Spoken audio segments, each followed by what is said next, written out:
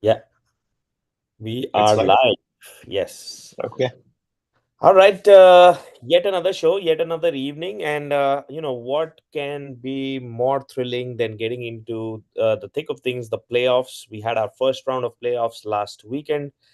Thankfully, everything went smoothly, no weather interruptions, no last minute hassles. Umpires were on time, no major complaints. So the games happened really fair and square, and there were quite a few games that went to the wire, but one which we're going to talk about in detail is the MCC Miles and the Red Devils game. But there were on both sides. I think there were not many upsets. I think one on each side, I guess, and we'll take a look at that as well. But most high ranked teams did go through, some of them barely, but some of them pretty easily. But all in all, I think the top teams were able to make through that first hurdle.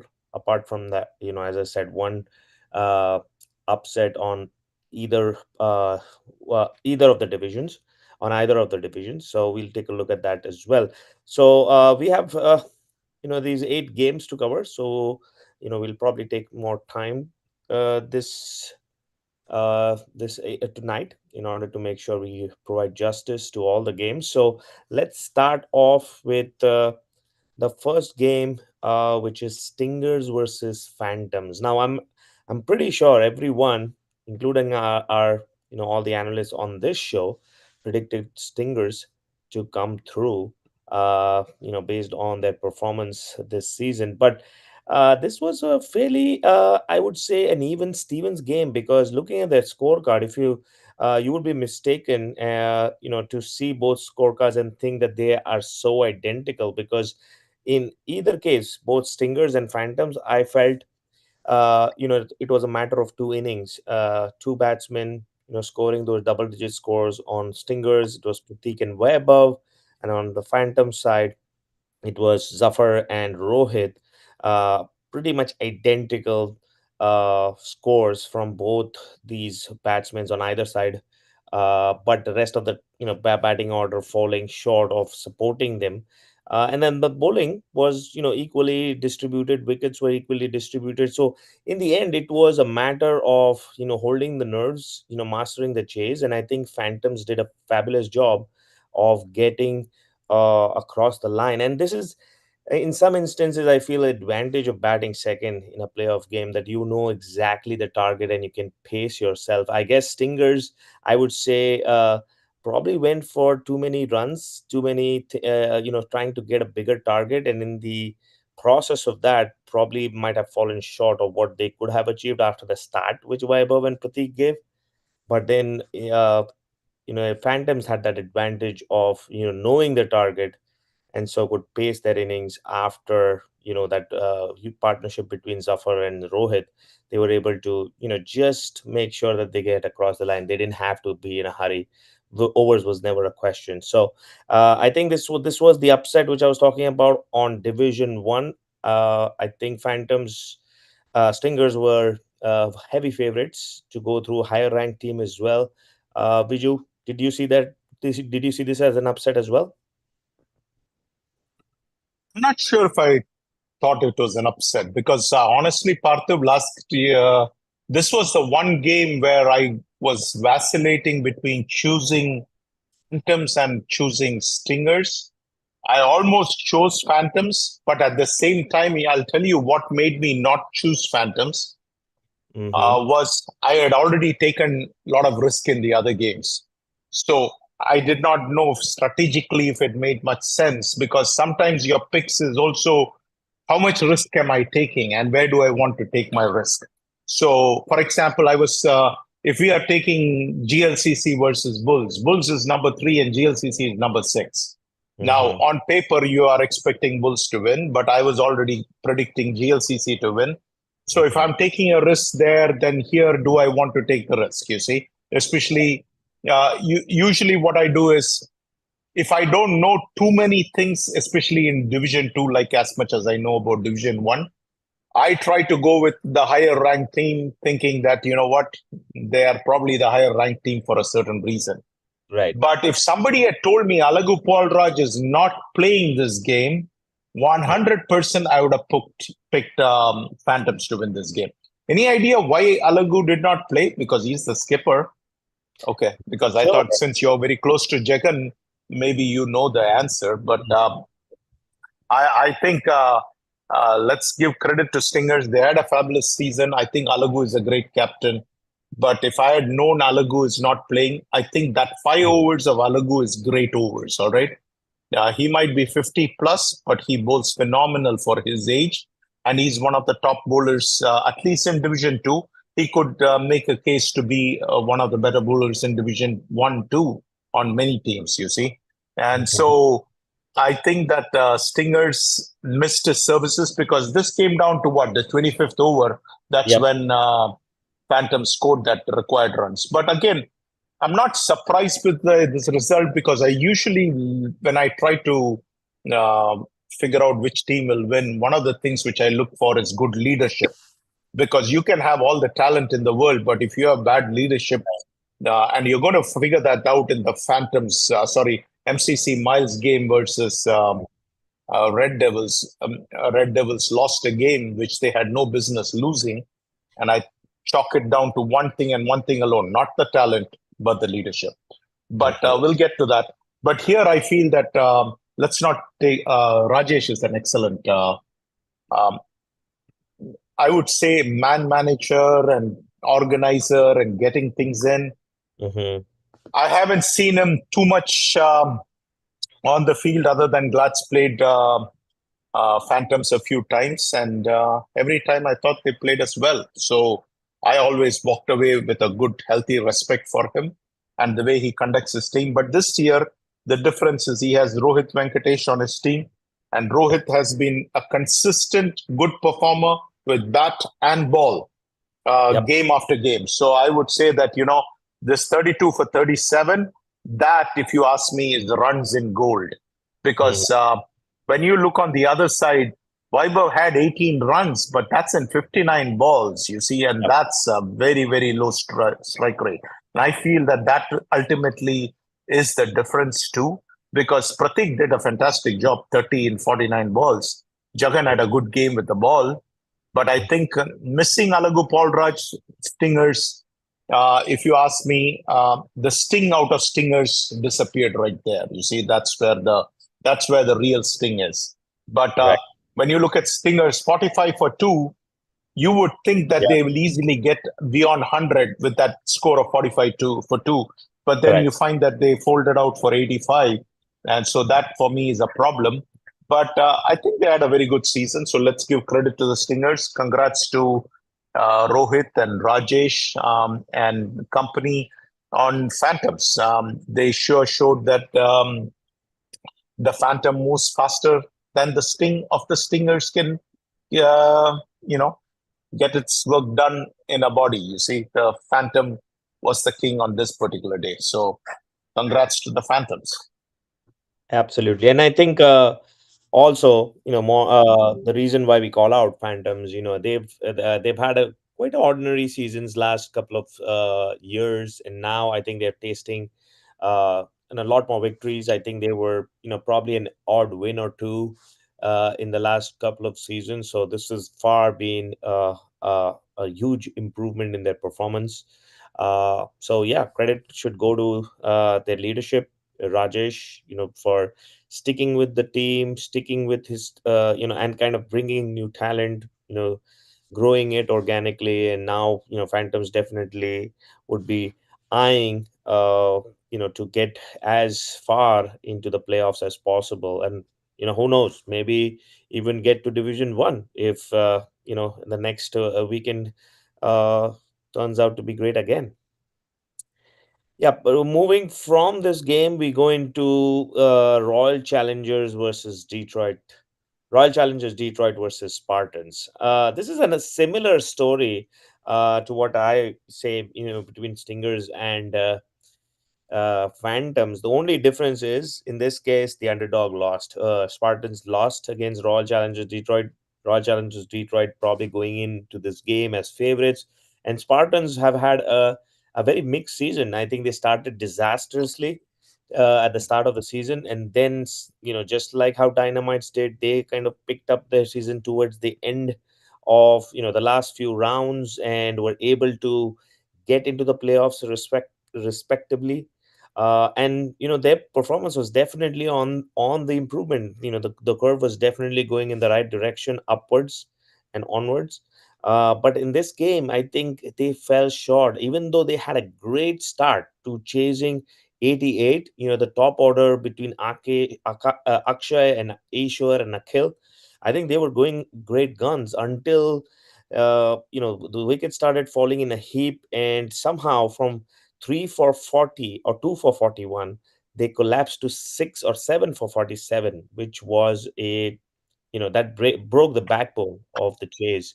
And eventually, even though there was a little bit of a recovery towards the end, I think Spartans fell short of Royal Challengers Detroit. And I think, as predicted, Royal Challengers did go through. They had a string of good performances with the bat, and then also with the ball as well. So I felt this game was, even very similar to, if you see the scorecard, back again to Stingers versus Phantoms, very even. It was a matter of who held their nerve. In this case, Spartans weren't able to held their nerve in the chase. And so, congratulations to Royal Challengers Detroit. They are through to the quarterfinals. Viju, how did you see this game? Yeah, uh, Partha, I thought Spartans, if you had asked me if they'll make the playoffs at seeing their product at the beginning, I would have said absolutely no way they'll make the playoffs. Yep. So making the playoffs itself, I have newfound respect for Eastward Trileti and company because I think that is a phenomenal turnaround after the first 3 4 games where they were getting whipped around kind of a thing. But Royal Challengers Detroit, isn't that one of the last teams which joined the league? Correct me if I'm That's wrong. right. I That do is not know. correct. You probably know better because I Yep. think they were trying to figure out: do we want to put a team? Do we not want to put a team? Yes, we are Yep. putting a team. Then we are not putting a team. You see, Yes. I think they considering were one of that the last state, teams. you would think, yeah. And if you were in that kind of a situation, it's because you are not very confident that you can even go any far. And for a team like that to come all the way now into the quarterfinals of the Division Two, I think it's a remarkable achievement by their skipper Iswar Kesineni and Arjun Chittamani. Of course, Arjun Chittamani we know because he has hit a century. So I know of late he has probably not lived up to those high standards, but the fact that he's a known figure and obviously these guys have done a fantastic job. I think we have to give them all the credit. But at the same time, I wanted to give a shout out to Spartans because Spartans' fortunes started changing probably once they got this Akshay Raju. Now, remember, until now we knew him as Akshay 18, but Right. now we know his full name is Akshay Raju. He again performed in this game 21 of 31. Again, as you rightly said, the kiss of death happened when Ishwar Toleti got out. Yep. From there, the second wicket fell, and then another 5 wickets fell. That's just unacceptable. That's too many wickets falling in the space. I guess in the space of 5 runs, 5 wickets fell, and Yep. very often you will probably not be able to recover from that. And that's exactly what happened here. But I think they should go into the off season thinking that what they came a long way, and I always look for signs of improvement, signs of life. That tells me that this team is headed in the right direction. But when you start stagnating, that's when you know that the next turn is probably to the downhill rather than uphill kind of a thing. So, congrats to Ishwar and company for a good season. But even more congratulations to Royal Challengers Detroit for winning this game and moving into the quarterfinal. That is a phenomenal accomplishment, especially when they were not even sure if they will field a team. So I Right. would say that they have done a fabulous job. Absolutely. I think both sides have a story to tell, and it's great that they've reached the playoffs, and things can only get better after this weekend. But the next game, I think, was one that was really topsy turvy. I was umpiring in the next ground to this game, the Racha Riders versus SLCC Guardians. We're talking about, and we all know going into the game, we all were on the Racha Riders bandwagon. They've been performing really well, apart from a couple of losses.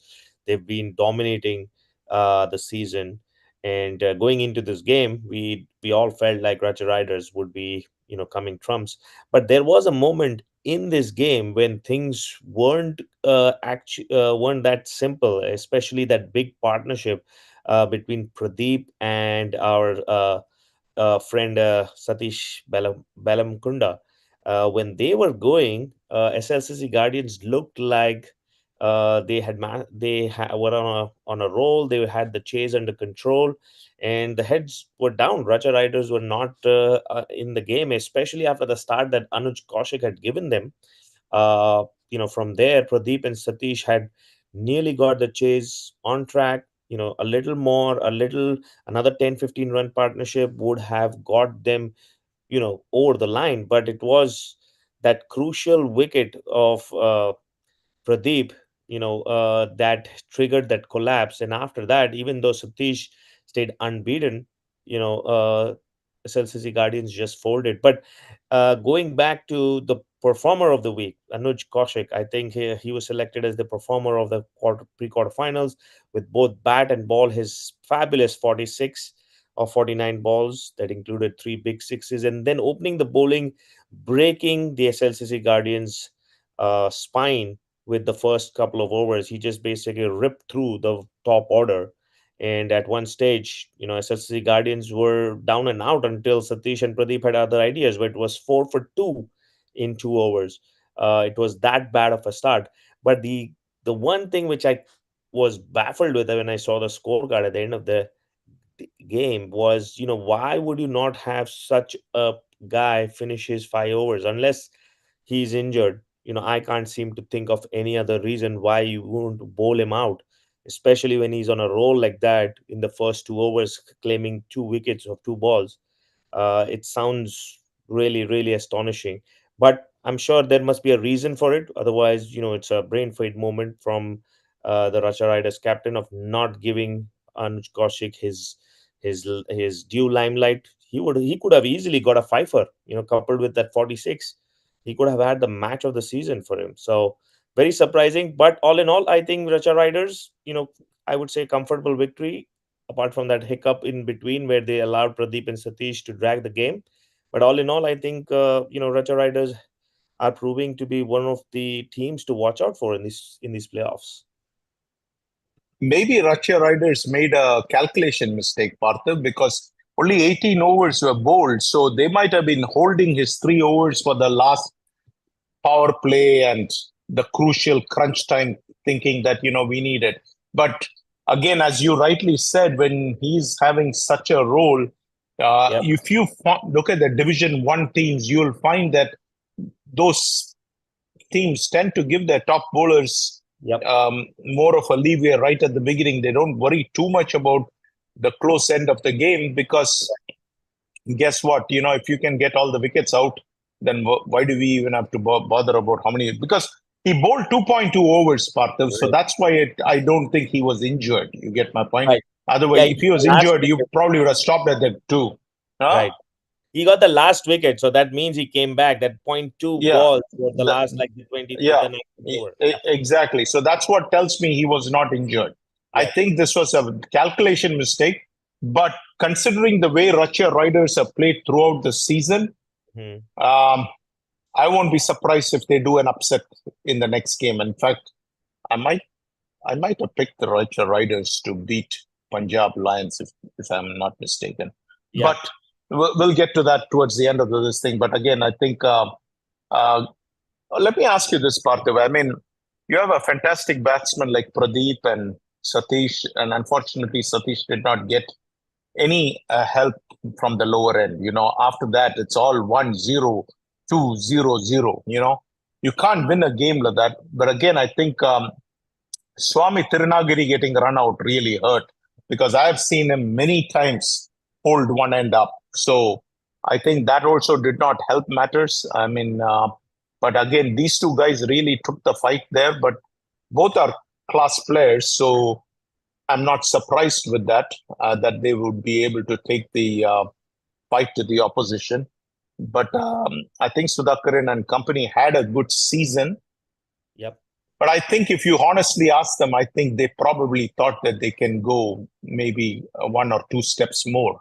And probably they will not be satisfied with the exit here. But I would give credit to both Guardians and Legends, the sister teams of SLCC. I think they played both their games tough. All right.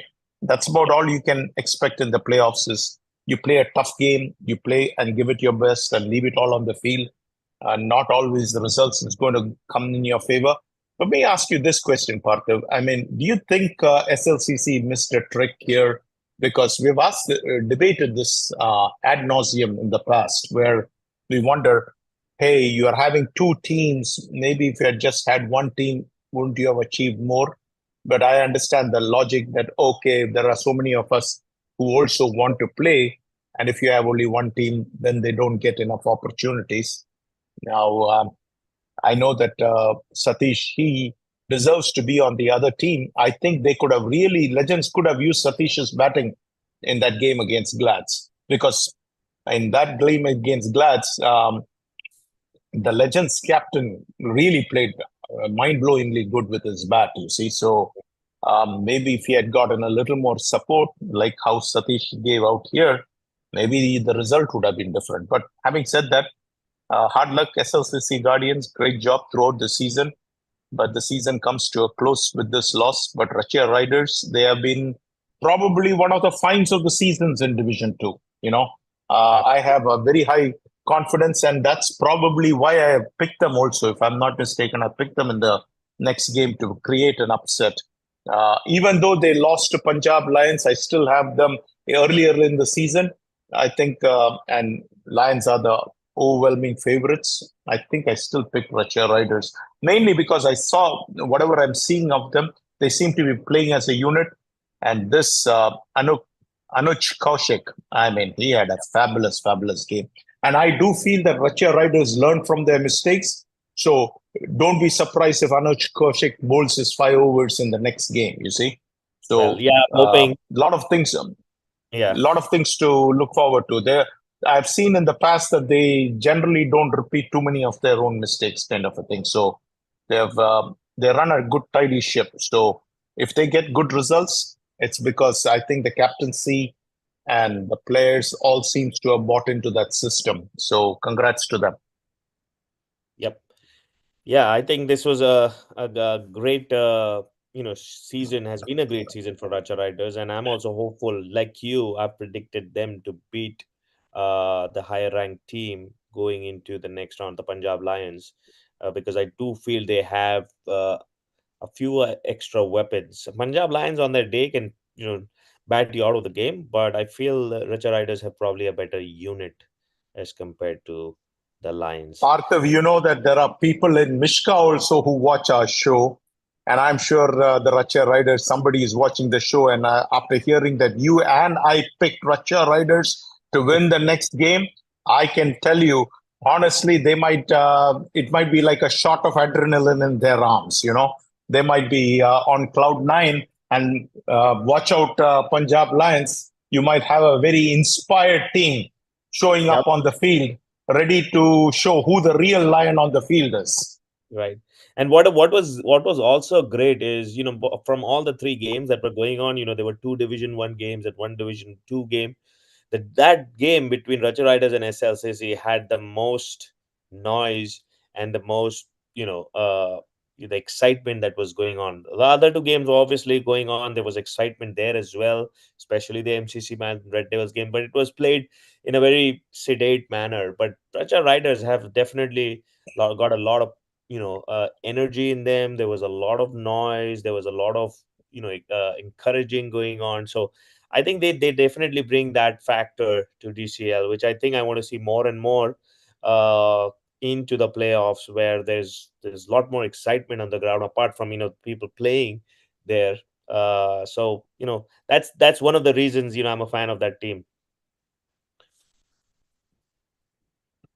All right, let's go to the last game of Division 2 playoff, which was a pretty one-sided affair. FCC Agni versus local boys. And I think it was, something which I guess we all, again, were on the local boys side. FCC Agni, yes, they got to the playoffs, but it was rather unconvincing, in an unconvincing manner. Some of the matchups or some of the results went their way and they were able to get into the playoffs. But we all knew that FCC Agni didn't have the weapons or any uh, that the ability to kind of go into the deep into the playoffs. We all knew that it may be that this is where it ends, and that's what exactly happened.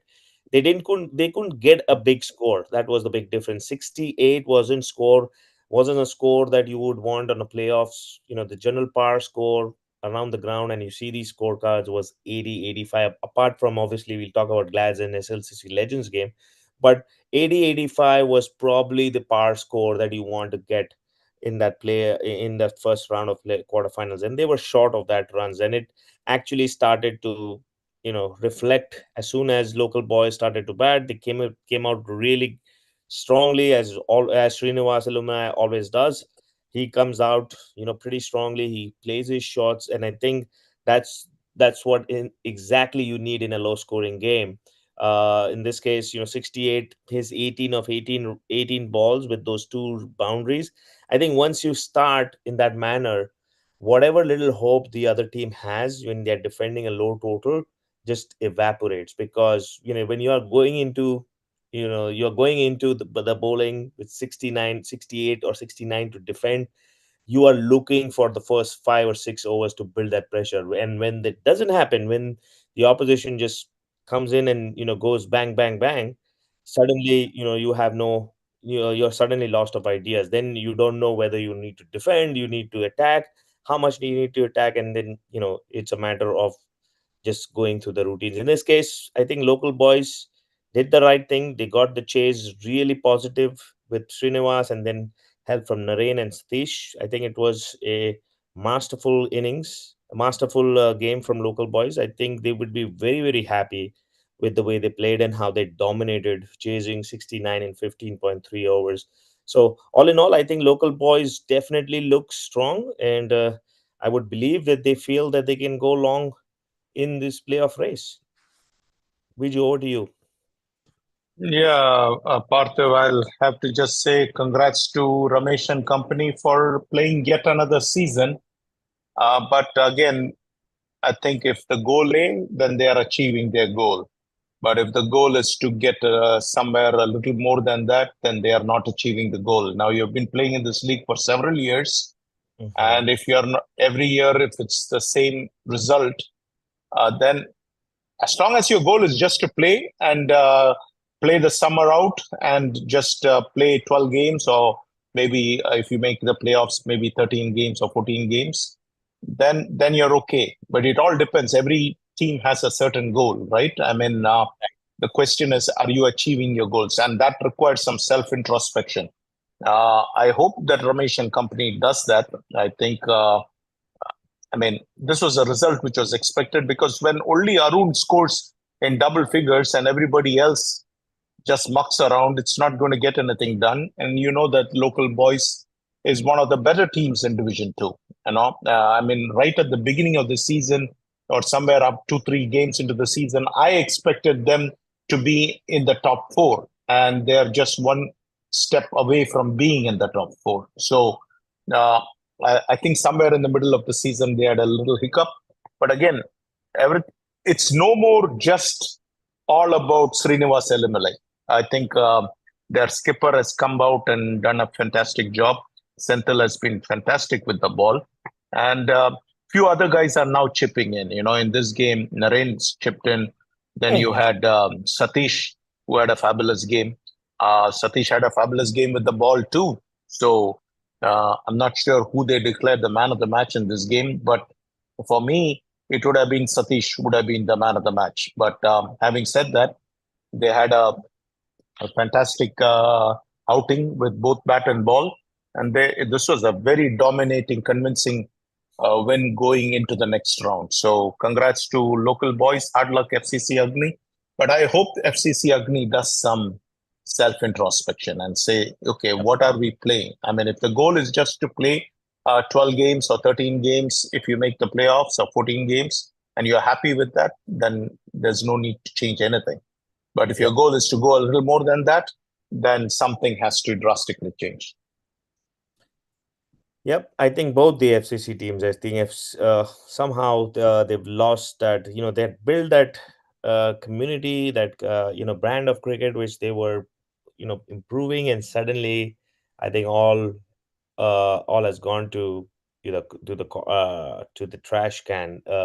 FCC Agni have lost a bunch of players in the last season or two, and suddenly the FCC franchise no longer. I don't think they they exist anymore. I guess I think the leadership is probably absent, and so I'm really going to be hopeful that they somehow find a way. Maybe FCC Agni and FCC combine to form a stronger team. Maybe get some key players together to remain relevant. Otherwise, it's going to be really hard to, as you said, if the goal is just to play for the summer, then then it's fine. But if you really want to compete, I think one way is to kind of introspect and see if, two teams, especially in Division Two, whether they make sense or not. Yeah. Anyway, we just have to hope for the best here, and congrats to both teams. Yep. Now But we I would go like in. to congrats Ramesh. He's a fantastic bloke. Uh, Parthiv, somewhere in between, he had done a fantastic job in raising a team for the FCC Cup and things like that, Michigan Cup, whatever they call it. And he was even in the finals or semi-finals or something like that. They had quite a bunch of star names playing, but somehow not able to translate that into DCL. Yep. Yeah, I think, as I said, he's lost a lot of players somehow between seasons. He's always able to get some good players, but then not able to retain them for some reason. Yeah. All right, let's go into Division 1 playoffs now. The first game we're going to cover is the Stars versus Fighters. This was the game that I thought, when you asked me that pointed question, which one of these you think could be an upset. I had pointed this out primarily because I felt, playing Fighters just over the other weekend, I felt like they could give Stars a run for the money. And the second factor was, the reliance on Raviteja Reddy that Stars have with both bat and ball, especially with the bat. But in this case, it was a pleasant surprise. I'm pretty sure Hari wasn't expecting this as well. And somebody had rightly pointed out when I posted on Facebook, Deepak Rajgiriappa as the best batter or the MVP batter of this pre-quarterfinals. People were quick to point out that this was a perfect case in DCL where the awards have kind of swapped between what should have been the best bowler. Deepak is obviously more famous for his exploits with the ball. He carried his bat in this innings with Stars, and I think those 33 runs were so crucial, almost like golden nuggets for Hari. When the batting order was not standing up to the fighters unit, Ravi Teja already failed, Amar failed to get going from the start. They didn't have much support from Hari, Mahesh, Arun, Shashank, Satya. Not really. Satya was the only one. I'm sorry. Satya was the only one who stayed with Deepak, and I think that crucial partnership between Satya and Deepak was the key. Those 20 odd, 25 odd runs between them, I think, were the right ingredient to go in for Stars to go into the second innings. Because I remember, I was talking to Hari, and we were kind of checking the scores on either side of the ground, and we both felt like the 80-85 is going to be a match winning score, and exactly I think that's what happened in either of the games, because the pitch wasn't that bounce, and every other ball was keeping low. So staying there, playing the 25 overs was key. And I think Deepak did a fabulous job with both bat first, 33, and then obviously with the ball that he's always famous for, getting crucial 2 wickets. Amongst fighters, I think it was the lone warrior that we all know about and we all wary about is Sai. He played that 22 in Arjun 10, but apart from that, there wasn't much contributions from the fighters unit. But I think fighters again falling short of the next step. I think they're a great unit, but I think just like I feel Raptors and even Strikers and some of the other teams, I think they lack that X factor to move into the next phase. Because I always used to tell my team that yes, we are a great unit. Yes, we have, we perform great during the league phase. We win big matches. We can beat anyone. But come playoffs, you need that X factor in your team to get you to that next round. I think fighters probably in the off season should be looking for that X factor because all the big teams have that one or two players who can change the game any day if it's their day. I think fighters probably lack that one person who can do that. They have a great unit, but they one or two star players. Yes, we do.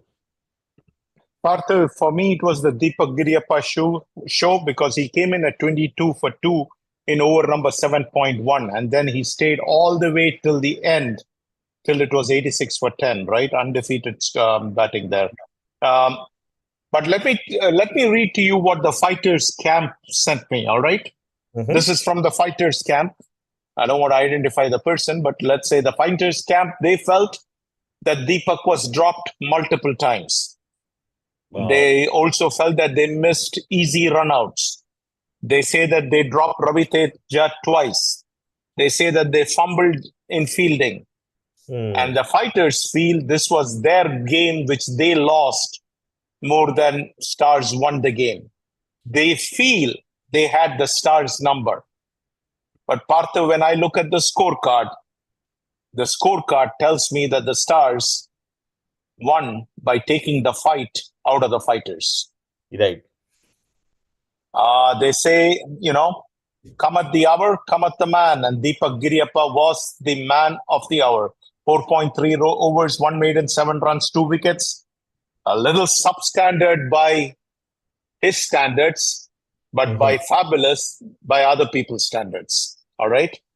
It was a complete performance with bat and ball. I have to give kudos to Hari Parankusam. He played this game, Partha. I respect that because if you constructed the team and you did all the work and you put in all the effort, you know what? It's you plus 11 other guys because it's anyway 12 guys can play. So you're the skipper. You should play. When you don't play and appease other people, trust me, that one person is not going to make all that difference in the final end, especially when you are the skipper and all those guys are playing because of you. So it's his team. He should play. I have respect that he played this game. Good job. Fighters, I felt Anil Balireddy and Mahendra Burreddy, they were their best bowlers. Both had very good seasons with the ball, and I think Anil had a good season with the bat too. But the fighters' season is over. I think Mahesh Babu led very well from the front. He had 92 runs and 18 wickets. So that's a pretty good job for a captain. Usually the captain's performance suffers, but in this case, MBB has been doing a pretty good all-round performance with bat, ball, leadership, everything. If you ask me, Sainath and Arjun Devalipur had good seasons too with the bat, you see. Mm-hmm. Partha fighters last year made the semi-finals.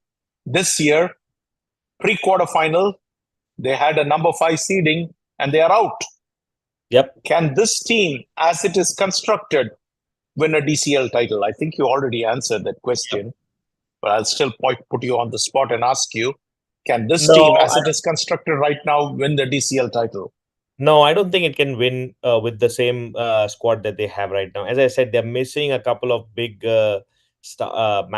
match players. I think once they have that, I mean, I think last year's team. I mean, this year's team is better than the last year's team. I felt because They got Ravitej Pujari. I think they got a couple of other people we had pointed out. So they actually built a team that they got a few really good, talented players. So it was much better than the team that reached the semi-finals. Yes, Sai is also aging, but until last year, I think there were a couple of the ex-Falcon guys that were playing, like Shrikant and Vadnala were playing, but they no longer are now part of the squad. I think it's a fresh influx of other players that have come this season. So the team is better than what it was when it reached semifinals. It's just that I think they are going to find a stumbling block every time in the playoffs. Just like as I said, Raptors and ourselves and some of the other teams do. Is that when it comes to playoff, there's like one or two steps you could take and then you fall because you need someone to perform daylight, just out of their minds in that one game come playoffs, and that's missing in fighters. Yes. So, Parthiv, the burning question the fighters must answer in this off season is: can this team, as it is constructed right now, win a DCL title? You have already given the answer. It is an absolute no or a resounding no. Yep. That's the way I understood it. And I'll tell you, Parthiv, I agree with you 100%. For me also, this team, as it is constructed right now, cannot win a DCL title. Yep. But now the good thing is Mahesh Babu is a good leader. They have some good talent, but they might have to take a page out of the Stars handbook. Now, what do I mean by that? Well, if you look at the Stars handbook, they got Yep. rid of a few players. Shan and Sham Kachetti were Yep. prominent players on Stars, and now they are on Legends, you see. So Hmm. whether they got rid of them or whether those players chose to leave, seeing the Hmm. changing color of the leaf, that means they are smarter than one step ahead of everybody else. Right. But I will give congrats to Hari Parankusam and Stars. They got the job done. They move on. I had Stars winning this game, and I guess from that sense, I'm not surprised with the outcome. But I think fighters did what they could, but a step back, because when you reach the semifinals, and this year you're out in the pre-quarter final, kind of a step back is what I would say. That's just giving an honest assessment. No, makes sense. All right. Next game is what I'm really, really excited, and I'm pretty sure you are excited as well. Talking. I, Uh I'm I'm waiting to hear from the horse's mouth because you had the best seat in the house, right? If you had the yes. best seat in the house, I would like to know what exactly happened. And I'm sure I've heard lots of stories through the grapevines from numerous people. You'll be surprised at the amount of texts which come in. This happened, this Yeah. happened, this happened. So finally, I lose track of who said what. So now I make it a point not to mention any name because I don't know who said what, because there are so many texts which came out. I don't want to wrongly say that this person said this or this person said that. So let's just keep it anonymous and let's move on. Right. Yeah. So I think this game, I would say, first of all, it was great if you want to go to umpire a game, you want to go for a game like this, where you see pretty much everything that is to see in a cricket game, full of twists, full of things, small decisions, small moments which really impacted the overall game. And this game, with going into the game, obviously both of the teams we had talked about, Red Devils definitely had an upper hand with the way they had come into the playoffs. MCC Miles, yes, they got into the playoffs, but it was only on the last day that things unfolded with Dynamites and them being in the race, and then MCC Miles being able to win against Thunders and securing that place. So it was a struggle until the last day, but we all knew going into the game, MCC Miles had the batting strength versus the Red Devils. I felt had an overall, balanced unit going into the game. But let me play a clip to start off with, because I think this clip clip kind of and when I play this clip, imagine Sanjay Alangovan as Shah Rukh Khan. All right, and I'll tell you why I chose this clip after once we see the clip, because I'm telling you. Yeah, if you have made Sanjay Alangovan, Shah Rukh Khan, our friend Sanjay Alangovan might not sleep for the next 5 days. I'm sure he will be surprised at the the kill, but I'm sure he's looking forward to hearing from how what I saw from from the stumps. But I felt at the end of the game, Sanjay must be feeling something like this, because if I had to throw a party with my team after such a narrow escape and such a great win, this would be something that I would say standing up on the stage, similar something similar to this line. So imagine Sanjay Alangovan as Shah Rukh Khan. So let me play this clip. I hope the audio is going to. कहते हैं अगर किसी चीज को दिल से चाहो तो पूरी कायनात उसे तुमसे मिलाने की कोशिश में लग जाती है। आप सबने मुझे मेरी चाहत से मिला दिया। Thanks thanks very much. I feel like the king of the world. All right. So I know one thing. Sanjay Alangovan certainly felt like the king of the world because he got a lot of gifts in this game, right? All right, absolutely. continue on. And so the reason I select this clip is because if you see, there are not many lines. It's more the expression of Shah Rukh Khan, and this is like a really famous dialogue in Hindi movies. But he expresses that when you actually desire, if you have a conviction, the entire universe, the entire galaxy, somehow moves in that alignment to make it happen. And I felt in this game, MCC Miles had no business to actually win this game. Things actually shaped up in that manner that actually propelled them to this victory. There were a lot of things that went right and went wrong for Red Devils to actually lose the game. So, Red Devils obviously won the toss, elected to bat. MCC Miles, I think the bowling was very average. Wasn't There wasn't a standout, any standout performer if you look at the bowling. Fielding, I think even Sanjay would say was pretty ordinary. They dropped a lot of catches. But then again, they were equally compensated by Red Devils when I talk about them. And there were some misfields as well. But here is that twist, the first twist. And remember, there are like four or five or probably six twists in this story. The first twist comes when Deepak Unial bowls a couple of overs and he pulls his calf sprain. He gets into the dugout. Sanjay is short of a bowler. Who does he turn Parthu, to? let me stop.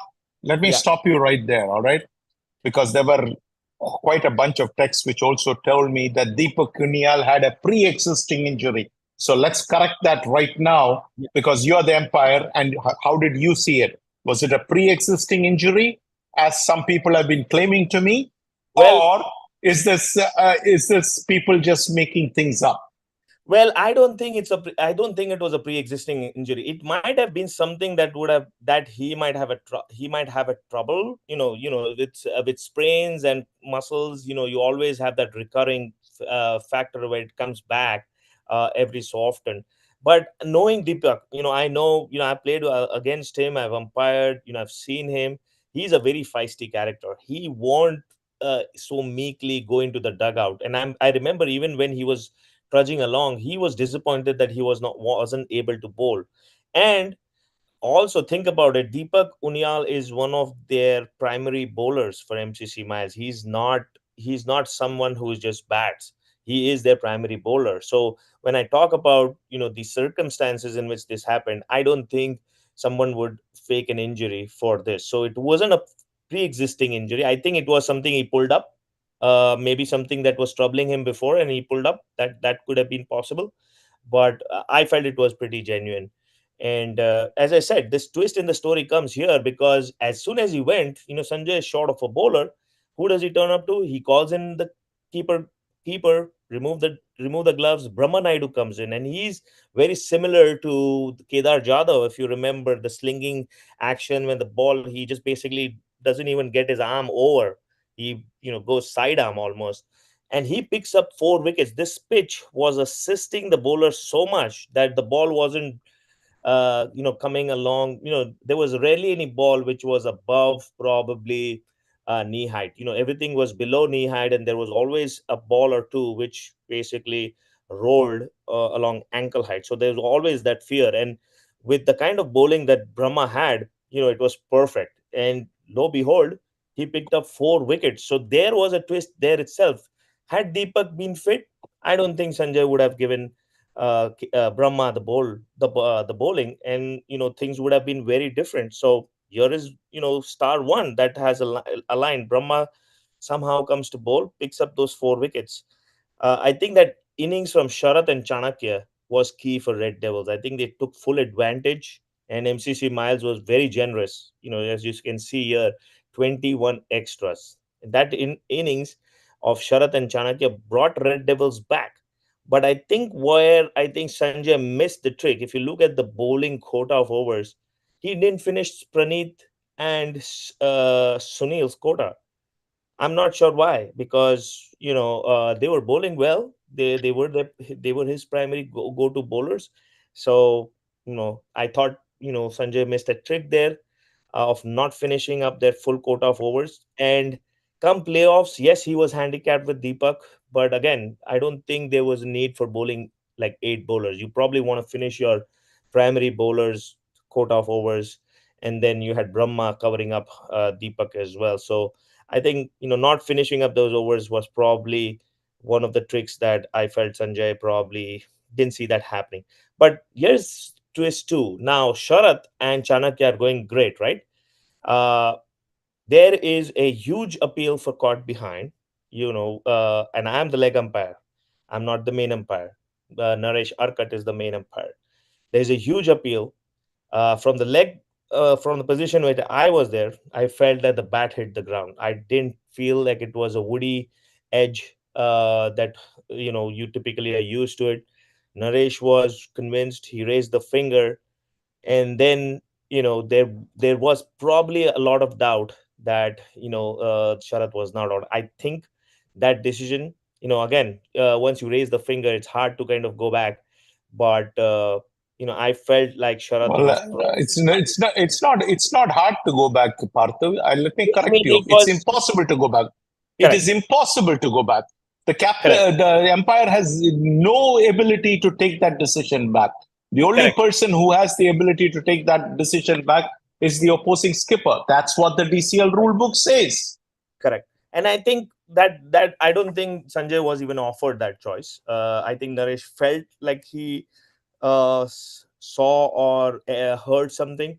But again, this was a question which, if Sanjay was here, I would have asked. I'm pretty sure it wasn't as clear as a simple caught behind. So I felt that crucial partnership, that twist in the tail, where Sharat got out, and suddenly after that, if you look, MCC Miles just sorry, Red Devils just collapsed. What at one stage looked like 100 score, now suddenly it turns to only 91, which I think another 10-15 runs there, if Sharat was there, both of them would have made a huge difference to what MCC Miles would have been chasing.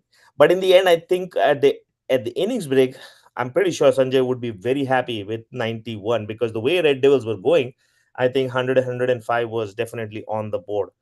Now, uh, how the MCC Miles, the way they started, I think I wasn't sure if that was really how MCC Miles normally bat, because I felt like they come strong, they do start very positively. But in this case, it was a very, very pedestrian kind of a start. If you look at their score, it was 20 runs in 10 overs, chasing 90. And in that slow pedestrian start, they also lost 5 wickets. So it was 5 for 20 in 10 overs. And I think Red Devils did really did their homework, or were able to see what MCC Miles had done so successfully. So they employed Navpreet, Devraj, Ranveer as their spinners, because the ball wasn't bouncing, it was keeping low, so you wanted like the slower bowlers who were more on the target to attack the stumps. And I think they were doing a fabulous job until you had uh, the likes of Rahul Chenna and Pranesh. That seventh wicket partnership is, I think, what got them back to the chase, and the way they mastered the chase, especially Praneeth. I think he played a fabulous knock. He took advantage of anything that was loose. He dispatched it over the fence every time, and he was very, very positive. And they always kept the MCC Miles in the chase, right? So now here comes another twist. Red Devils, for some reason, do not elect to bowl Sai Karodi, and nor do they give Gagan Singh, uh, more than an over. Now, those two bowlers I felt were their primary bowlers, and Who was leading the team? I think it was Gagan Singh on the field. And in between Gagan Singh and Swarna, I think it's hard to tell who's really leading. Swarna is the more vocal guy. Gagan Singh is probably the guy who comes up for the toss and manages the overall side. But Swarna is the one who's on the field, who's actually pointing things to people. So I think between those two, you can say that's what the captain vice captainship is for Red Devils, right? I think Uh, the scorecard says Gagan Singh is the captain. So if yeah. Gagan Singh did not bowl, then Gagan Singh has himself to blame, right? Correct. And even Sai Karodi, I thought he was one of their primary bowlers, but I also went back and checked his stats. He hasn't bowled too much in this season, so it may be that he's nursing an injury or so. But I did feel when I was on the ground that why isn't this guy bowling? Because I've seen him bowl, and he's a pretty awesome bowler. So there was this factor of not bowling your best bowlers. I felt Gagan Singh should have been used more than just an over. To be honest, uh, and then coming to I would fast forward it. The last 5 overs, the 19 through 25. That's where the huge momentum swing happened for MCC Miles. There was just panic set into the Red Devils camp. I don't know for what reason. They were always ahead of the game, so it wasn't like MCC Miles was on top or ahead of the required run rate that they needed to do something different. MCC Miles was always playing catch up. So, but suddenly Red Devils started to overthrow, started to misfield, dropped a bunch of catches which should have been lollipops, and MCC Miles kept on getting into the game, kept on getting into the game. But even towards the end, like the 21st, 22nd, 23rd over, they were tight overs by Narendra Ane and Swarna. They didn't really let the the momentum go MCC Miles way. And come the last over, that's where the real twist in the tail happens, because you have 13 runs to get off the last over. Who does Gagan throw the ball to? It's Navpreet. And remember, if you look at Navpreet's stats, it may look pretty ordinary, not ordinary, but it may look plain right now with 5 overs, one made in 16 runs and 3 wickets. But when he got the ball for the 25th over, it read 4 overs, one made in 3 runs and 3 wickets. He was fabulous at the start. He picked Actually, up Parthiv, I think it is 4 overs, one maiden, three runs, and 4 wickets. 4 wickets. Yes. No, the fourth wicket actually he got in the last over, right? The last over. So Okay. before, yeah. So before that over, it was 4 overs, one made in 3 runs, 3 wickets, which was probably the right call for Red Devils to give him the last over. But the real the brain fade moment comes here, because uh Dampreet picks up the wicket on the second ball of the over, and it's Deepak Unyal that is the last batter to come in. They are 9 down. Now the question comes, whether Gagan and Swarna decide to give him a runner, and they do. And we just found out that the rule is the umpire decides whether the batter can get a runner or not. It's not the opposition captain. But at that moment in time, I don't think I was asked. I don't think I adjudicated. It was something which the two captains decided. And I think, to be honest, if I was asked at that point of time, I would have probably referred it to some Gagan, or had a discussion, because it was a tense moment in the game. So I'm not sure if going one way or the other would have made anyone happy. But since both of the captains were happy with the runner, we went along with the game, and I think that But uh, yes, go ahead. who was the runner? Who So was the runner? I think that's important. the runner was let me see the name, because I don't Aditya remember. Nalan. Aditya Nalan. Yeah, Aditya Nalan. Yes. So Well, I Aditya think Nalan is a very fit guy. yes, and I don't think they paid attention really in the moment. In the moment in the game, I don't think the moment was so tense. Everybody was probably thinking, where should we be bowling? Where should we be keeping the fielders? I think they forgot that they do have the right to choose who the runner is. And I'm pretty sure if I was there, I would have chosen Sanjay to come and run, because I know for sure he's slower than any other teammate of his that is in the pavilion. So, and plus, I've seen Sanjay even in the fielding. He was the one that actually sat out. He was the 12th guy sitting out. So from there, that he isn't the quickest guy. So you would definitely choose him. So I think that's where this was another brain fade moment where I think they played into the hands of MCC Miles. And then what happened afterwards was also very bizarre. Nampreet bowls the second over. He gets that wicket, and then suddenly, now remember, the first two balls were over the wicket. Suddenly, fourth ball, after taking the wicket, he decides to come around the wicket to the right hander, Deepak Onial. When you actually know that there is 10 runs still to get or 9 runs still to get? I think 10 runs. Yeah, four balls, 10 runs still to get, right? Uh, and by knowing the dimensions of the ground, you know that on the offside, at a maximum, you are going to get hit by 2 runs.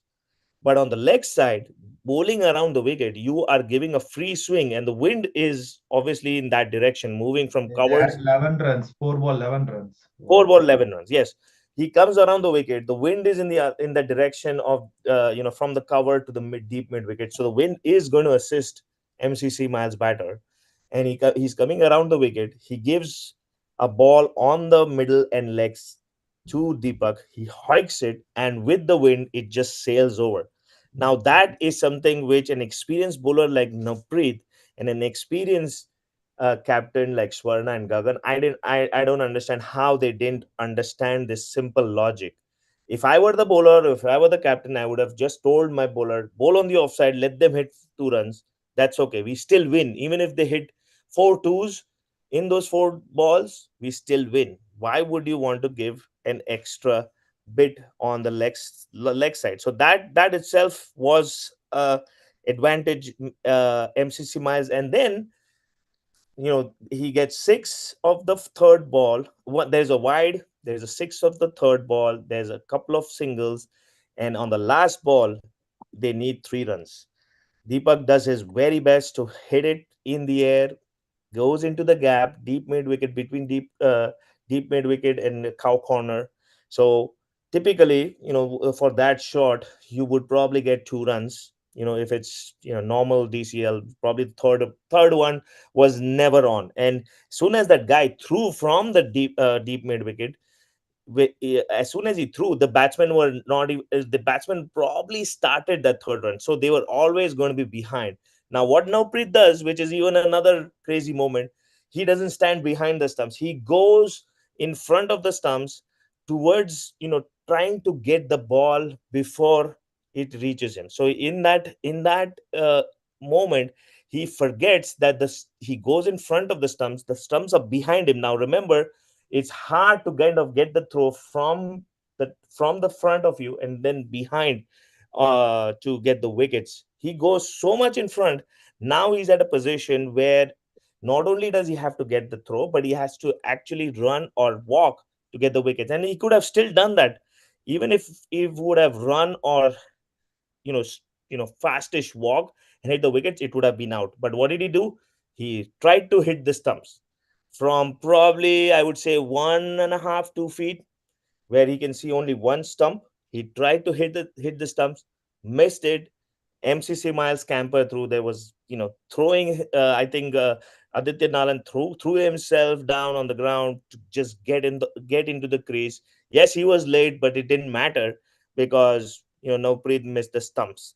Now, as you can see, all these things in one game do not happen so many times. If you analyze the game, those many blunders in just one game, when a cool, calm head would have, one small change, and it could have been so much different.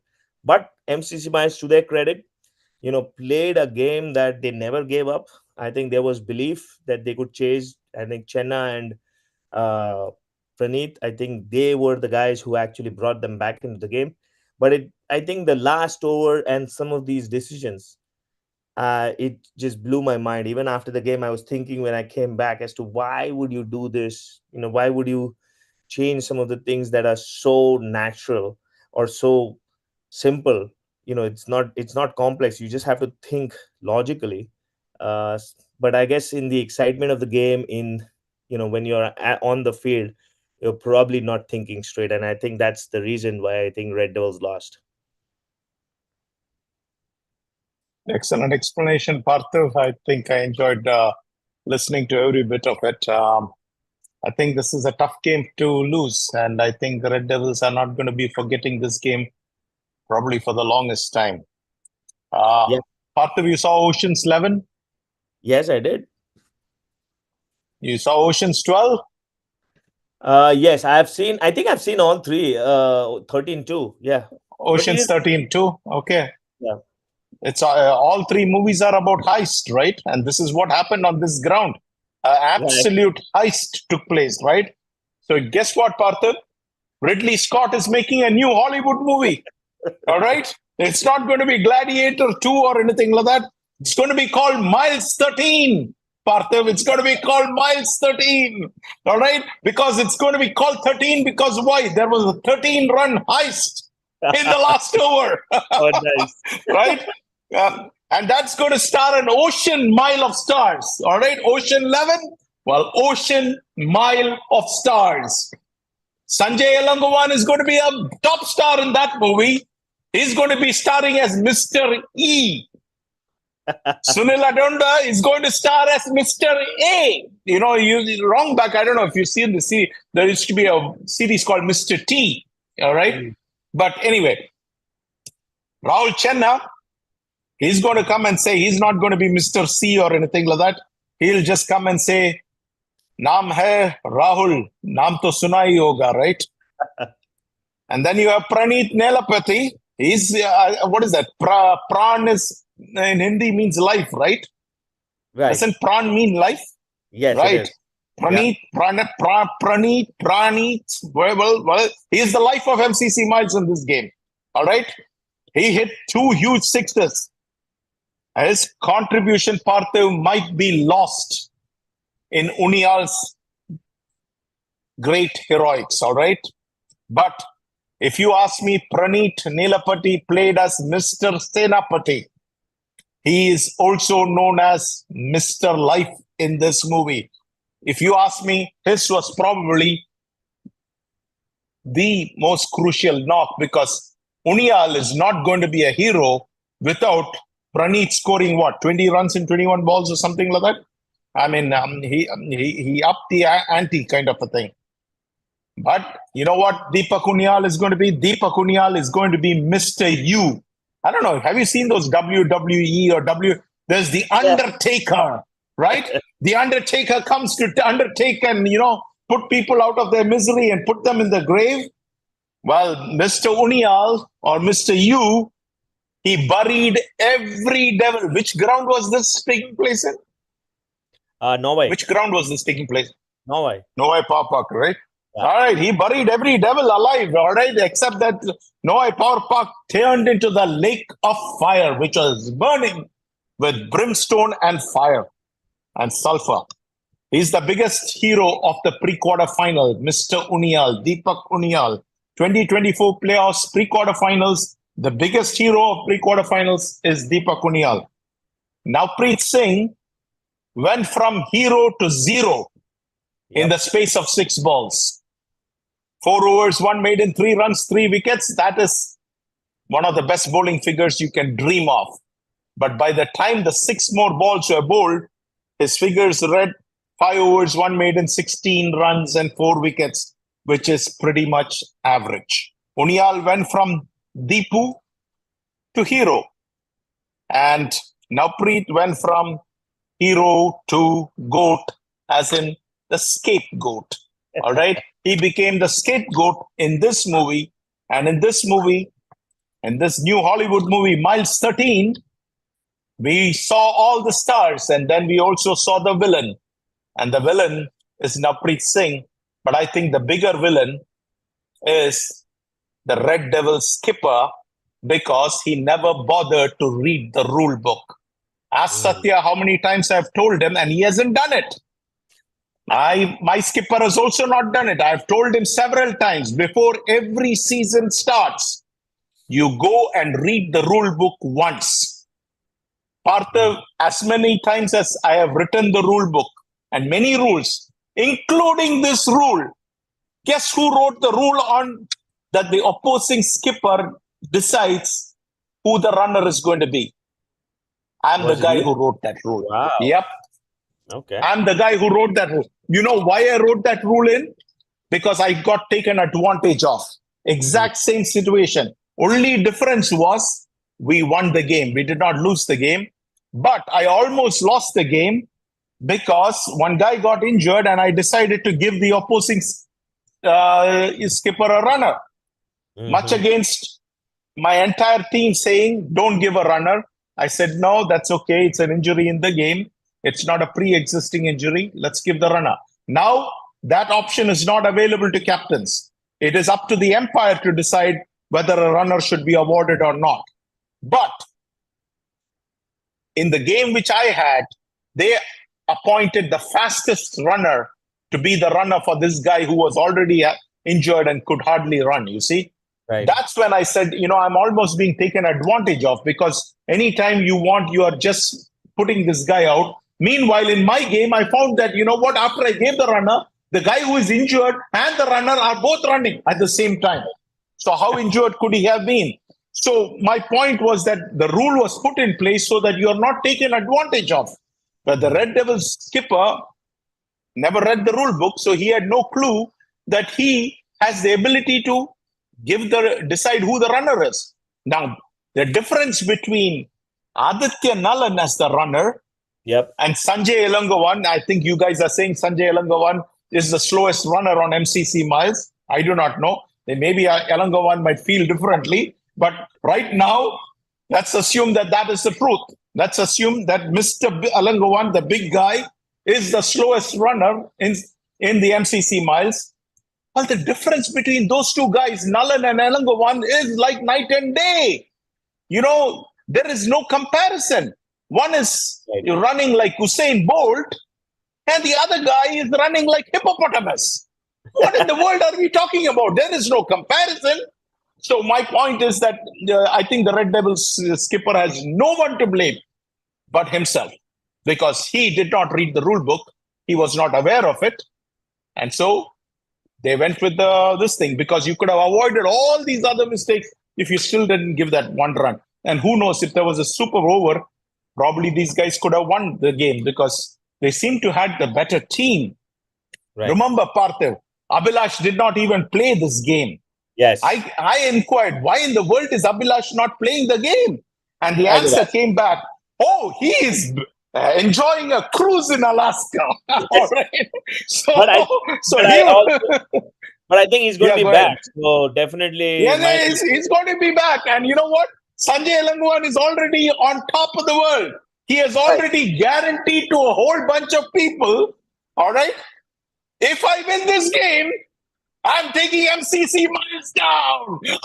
Not MCC Miles, I'm taking Pokeries down. So the Pokeries better expect a big fight, because Elangovan has them square and center in his sights. And he's ready to take them down, because he's high on confidence after this game, you see. And if Abhilash is coming back, all of a sudden now the level has also gone up. But again, Parthav, there were a number of comments which I got on the phone. Some of them said this is bad karma visiting the Red Devils, and they brought in that was some game in which I don't know, the Red Devil skipper was forcefully telling his people to chuck the ball, and they blatantly did chucking in order to defend a low score. And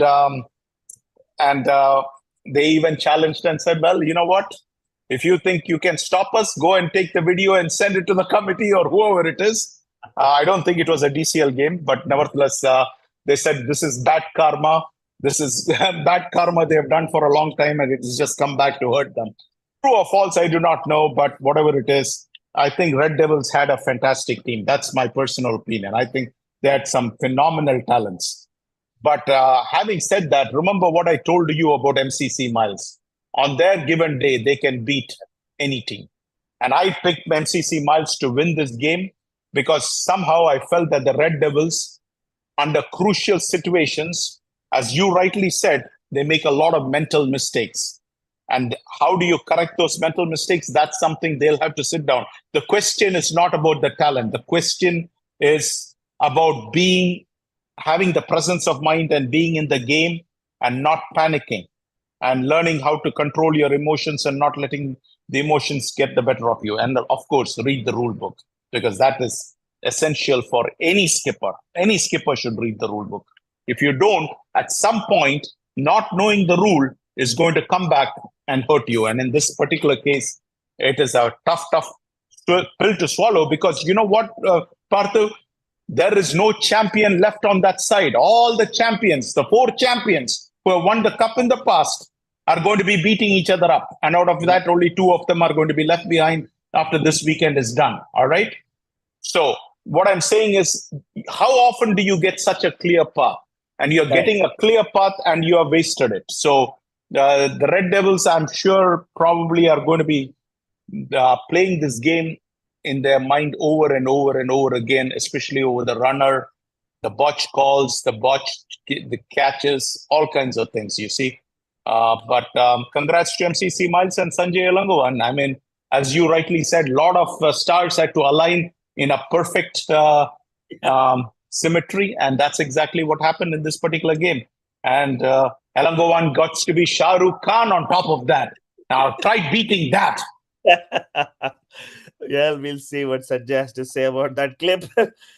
But I'm pretty sure, I think with the momentum now that they have, it's going to be a really tough, really big game with Pokeries. Yes, Pokeries have been my pre-tournament favorites, so I still probably go with Pokeries, but I think I'll be very wary of MCC Miles with the momentum, and with Abhilash coming back, it definitely adds a lot of weight to the batting and bowling. So it's going to be a really good game. And as you said, that path is pretty clear. So then the next win is probably going to break that deadlock of who goes into the finals. So we'll see, but it's going to be a really good game next weekend.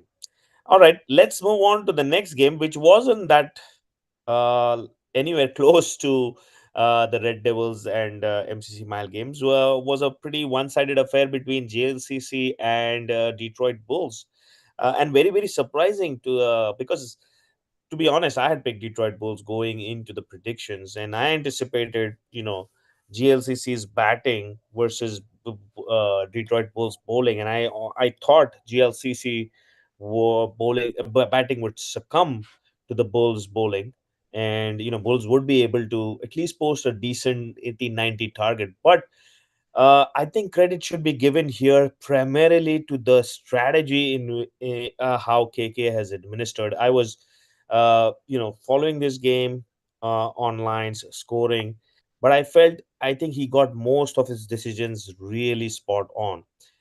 Yes, Detroit Bulls probably score enough. I think the slow start contributed to that.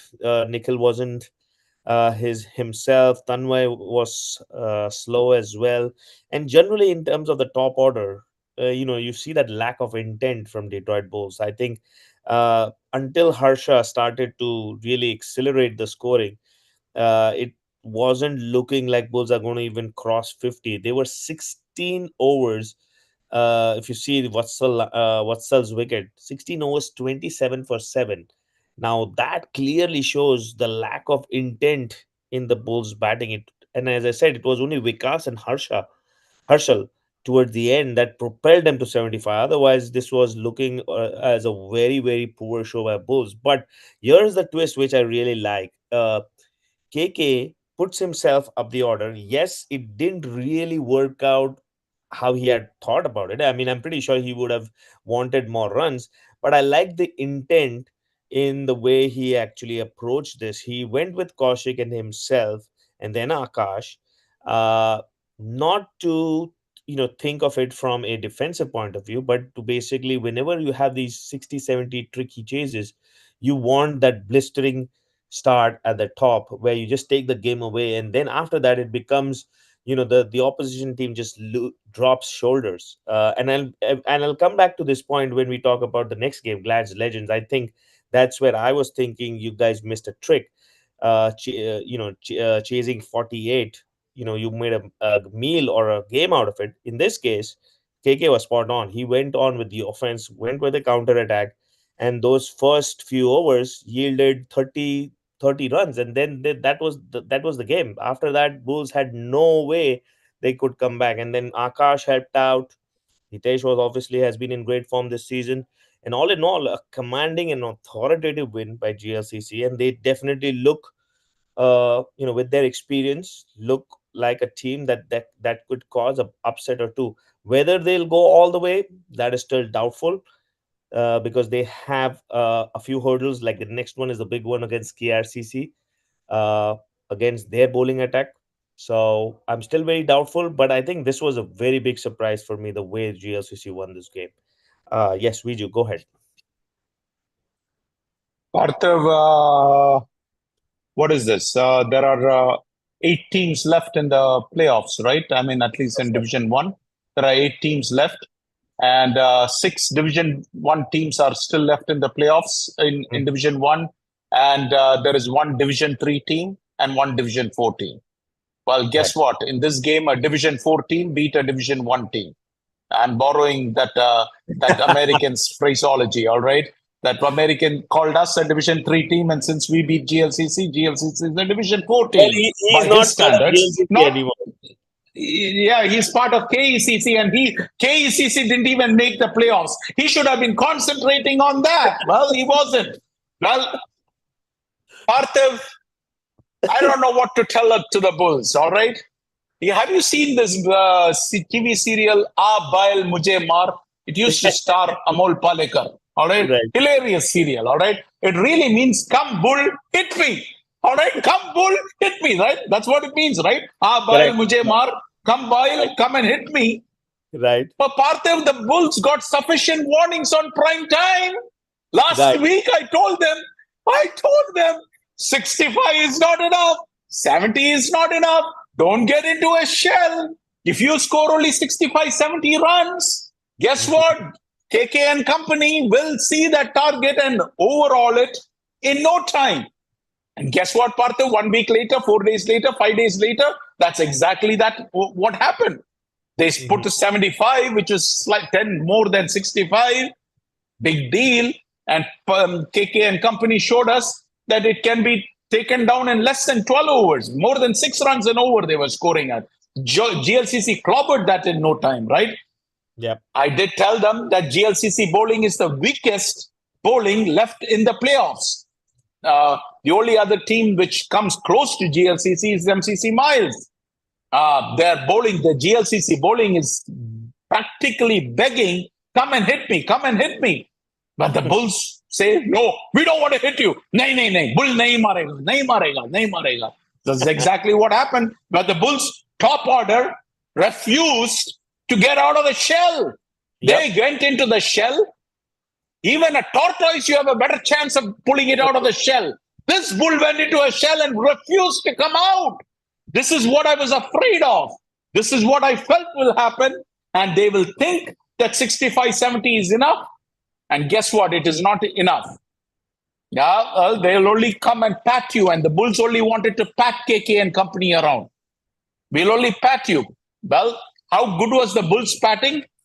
Parthav, the Bulls were 27 for 7 in 16.1 overs. I have that circled here. 27.1 in 16.1 overs. How in the world can you win from there? Now, Harshal and Vikas Sanghvi, they showed the entire Bulls top order how to get the job done. Because they were not patting the ball around. They were really hitting the ball around, which KRCC is going to do to the GLCC bowling in the next game. Because the GLCC bowling is there for the taking. And guess what, Parthiv? If only the top order of the Bulls had batted like Harshal and Vikas Sangvi. That is why I did not pick the Bulls, because I had a feeling they will get into a shell and they will think that their bowling can get the job done. Some games you have to come out of your shell. Some games the Bulls have to come out of their comfort zone. I told the Bulls last week itself, you can go and watch the last week show. I said that if they are playing stars, this approach will work. But if you're playing GLCC, this business of sitting in your shell when their bowling is begging to be hit is not going to work. And that's exactly what happened. Last year, they made the quarterfinal. They had that heroic win against KRCC. Right. But this year, last year again, they lost to Fighters after scoring 62 for 9. If you look at their pattern, it is always the 65 to 75 to 80 run pattern. And they think that they can do it. It might work in the regular season, but the playoffs is a different beast. Correct. And sure enough, this year, the pre-quarter final itself, they are out. They have lost to GLCC. 75 for 8 was overhauled in no time. GLCC showed the Bulls what Abel Mujhe Maar type of batting looks like. That is exactly how that batting looks like, all right? Bulls have no one to blame but themselves, all right, Parthav? They got enough warning. They got enough warning on this show. Having played GLCC, I already gave them the blueprint that this is what needs to happen. Their bull, you have to take it to their bowling. Well, I don't know. What can I'll tell you something, Parthav. If this Bulls team and this GLCC team played each other 10 times, same personnel, don't change any personnel. And if Bulls are going to bat every single time and put only 75 runs on the board, I will bet you my iPhone that 9 times out of 10, GLCC will beat Bulls. Yep. That's how confident I am of that strategy not working. But the Bulls will need to go back to the drawing board. I know this is some tough comments, but you know what? They need to have a change in mindset. And I'm saying this out of the best of intentions. They need to have a change in mindset. That if there is no mindset change, they will not win DCL. And that's the same advice I would give to the Red Devils. Amazing talent. Yeah. But there needs to be a change in the mindset. There needs to be a change in the approach. There needs to be a change in the skipper himself has to have some dedication and dedication to the craft and learning the rule book and understanding and strategizing. It is not simply just going into the game and playing. Remember, I do not know if you remember the Tendulkar quote that before he goes out into the middle, the previous night, he's thinking about planning his innings and how he's going to play each and every ball. So it's not like you just come there and I see the ball, oh, I'm going to play it this way. It doesn't work that way, you see. I'm very disappointed in these guys. I really like these guys. I mean, they're a fantastic team, fantastic bunch of blokes. They outperformed their expectations. They had a fabulous season. But at the end of the day, they have nothing to show for it. You know, you can't even get a playoff win. And you have taken a step back because last year, at least you had one playoff win. And this year, you don't even have that. And it's the same thing with Red Devils. Again, good talent, good players, you know, everybody available in the playoffs with the new system. You know, they got all these guys qualified. And yet, you know, in that crucial game, your brain stops working. I mean, you make decisions which are questionable. You drop catches. You let emotions get the better of you. And the next thing you know, you have a loss written next to you. I mean, granted, only one team is going to win it, and all the 15 other teams or remaining all teams in DCL are, going to be left unhappy. But that's the way the game works. But at least you should control the things which are there within your control. And both these teams can get better, but it starts with a self-introspection, not listening. I'm sure there are guys who will tell you, oh, you're great. That doesn't get you anywhere, Partha. Sometimes you need to have a good, solid self-introspection. And if you're not getting it right and you're making the same mistakes, then you're like a dog that goes back to the vomit. You never learned anything. You're never learning any mistake, and you will repeat the same mistake again. I always feel that first mistake I can make. Second time, I'm not repeating that same mistake.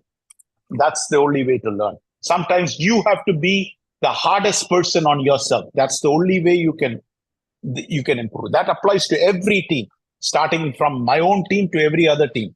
You have to be hard on yourself. Right. I agree. I Hard think luck to Red Devils. Hard luck to Red Devils. Hard luck to Bulls. Congrats to the winners, GLCC, and to um, MCC Miles. But yeah, but let me. I forgot to talk about GLCC. KK led masterfully. I could not disagree with you even for the slightest. He did exactly what I predicted he was going to do.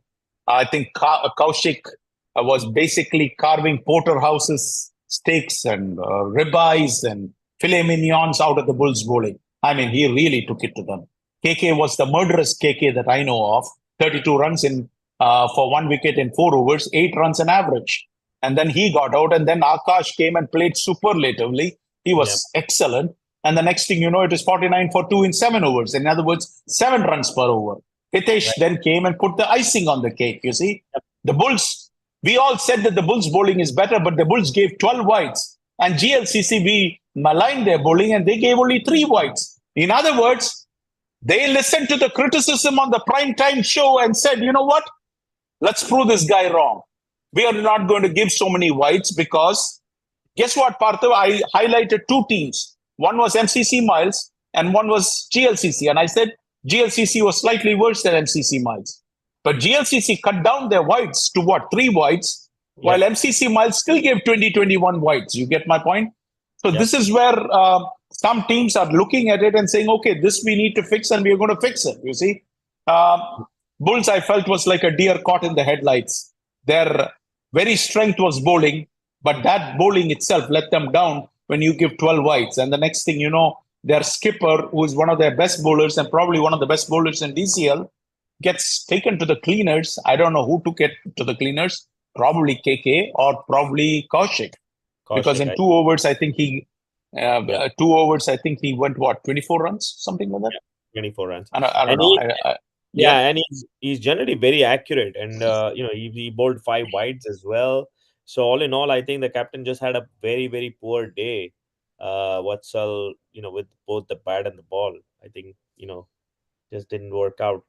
but let's give Vatsal credit, all right, because after he started leading, these guys have performed better than ever before. So I'll give him all the credit, but at the same time, this one was a tough pill to swallow for anybody who's a Bull supporter. Yep. All right. Over to the next game, which is the last game of the pre-quarter round, is the SLC Legends versus Gladiators. Now, this game, Parthiv, according I have not demanded payment up till now for anything which I have done. It is all free of charge. To cover this game, I demand payment. It was that horrendous a game. I really need to be paid to cover this game. All right. Anyway, carry on. Carry on. I really yeah. want to be paid to So cover this game. one of the things that really, like, when I was following the scorecard, was my concern is how this ground is behaving, because generally, uh Keith generally has a very even bounce, and you don't get those snorters either below ankle heights. That generally happens. Norway Power Park may happen at when it's not rolled in, or North Hill ground, but generally, the Drake and the Keith are generally good grounds. So, looking at the scorecard, it was astonishing first to see SFCC Legends fall out for 42, and then Gladiators, making a huge game out of it, 43 for 9.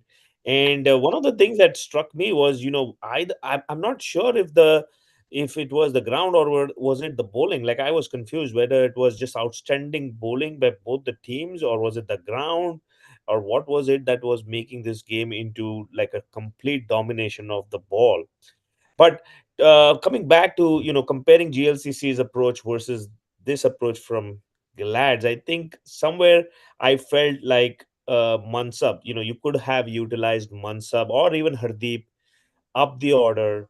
Let them go, bash the bowling, take a chance, basically, just like I think GLCC did. Because when you're chasing 42, all you really need is a couple of hits, like 2 or 3 hits, 1 or 2, 10, 12 runs per overs. and that's it. The game is in your kitty, and the opposition is no longer even thinking about whether they are in the game. But I think what happened is the exact opposite. I think uh if it wasn't for Arjun's innings of 17 of 45, which was also very unusual of Arjun. But I guess, with the demand and the context of the game with wickets falling around him, I guess, that's a valuable knock to have when you're chasing 42. Someone stay there all the way, scoring those valuable 17 runs. But there was really no support from the rest of the guys. And if you see the scorecard, it looks like legends were pretty accurate. There were quite a few bolds on the Gladiators scorecard, so it was accurate bowling. I'm assuming I wasn't there, so maybe Satya can say whether it was the ball or whether it was just great bowling. But yeah, they were right on the stumps, knocking them over. And yes, Gladiators were able to get through, but this will definitely, I feel, I don't know how you guys feel, but put a dent in some of the confidence, especially going into meeting, three times champions Indus Thunders in the next round. So it's going to be a huge game. It's going to be another game of confidence of who goes and takes the game uh, by the horns. But the approach in this game, I hope that there's introspection, and you guys think about how you want to kind of maybe attack more than playing in the hands of the opposition. Yes, Viju. Satya, I would love to hear from you how this game came to be such low scoring. Um, yeah. So first of all, the weather was so cold, right? Then the Yep. wind was opposite to us. So this is not a game where you score boundaries. If you go and see the scorecard, nobody scored a boundary. Mm, Even if you try to hit, you will get out. So that's how it was. And then every bowler were bowling good. Like they were bowling it full outside the off. Even if you see, like, see, we bowled three extras, they bowled four extras. Like, mm, so that says like every bowler were like pitch perfect. But I don't say there were not bad balls, but we did not hit the bad balls. That mm, was our problem. But they tried to hit the bad balls and they gave the wickets. mm, So that was two things. We tried to finish it within 2-3 wickets. That's what my plan initially, but mhm, it did not happen. I know I changed a lot of batting order in the top. We did not go as per the plan what I decided because of the low scoring, and also the game has been moved 1 hour, so I have to have some preferences as we done. So, but ground was good. I don't say anything kept low. Ball was bouncing. okay. None of the ball kept low and got LBW or something like that or bowled. No, it was bouncing up, but every bowlers were doing good. And mainly the wind, it was so heavy. So wind was also supporting the bowlers because if they just release that's enough, it comes and pitches and does its own magic. So Mm, batsmen don't have any clue where the ball moves around. So it was so hard when I was trying to practice also, I'm unable to bat, like I'm not able to bring my bat fast down because the wind was so fast. mm. So that's why like our Interesting. score is 40 and then the ground behind us they were around 90s because Yes. it was pushing all the way the other side. Mm, So I would give credit to Legends bowling. They used five bowlers and five were pitch perfect. I would have won at least like 7-8 down, but Arjun played a good knock. That's he always does in the playoffs.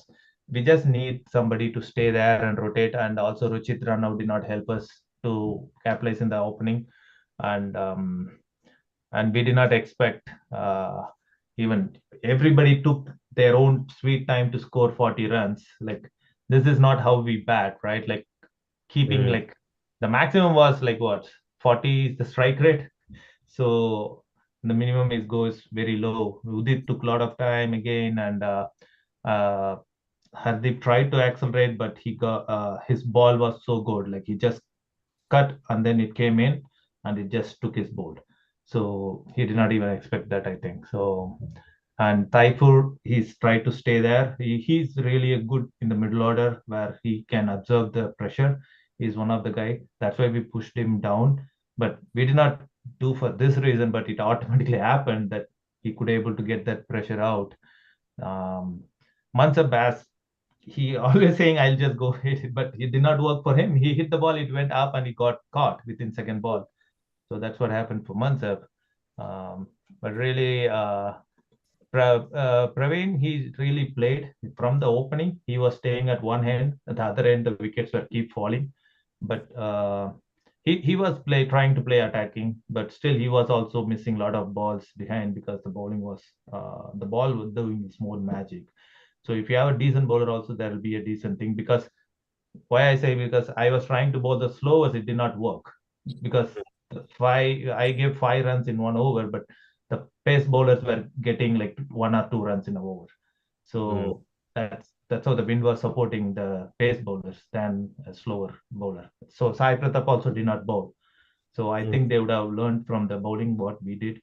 So they did not use Sai Pratap at all. They used just 5 pace bowlers to do it. Hard like legends, but I did not expect our team to bat like this, but we will be coming back strong.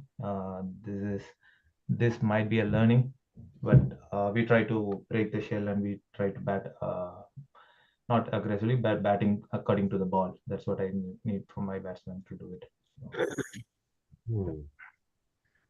All right. So it seems to be like excellent bowling from both the sides that resulted in this. So that's actually a good sign that both the teams have been bowling well. But yeah, I mean, obviously as a neutral spectator, you want more runs, but a win is a win.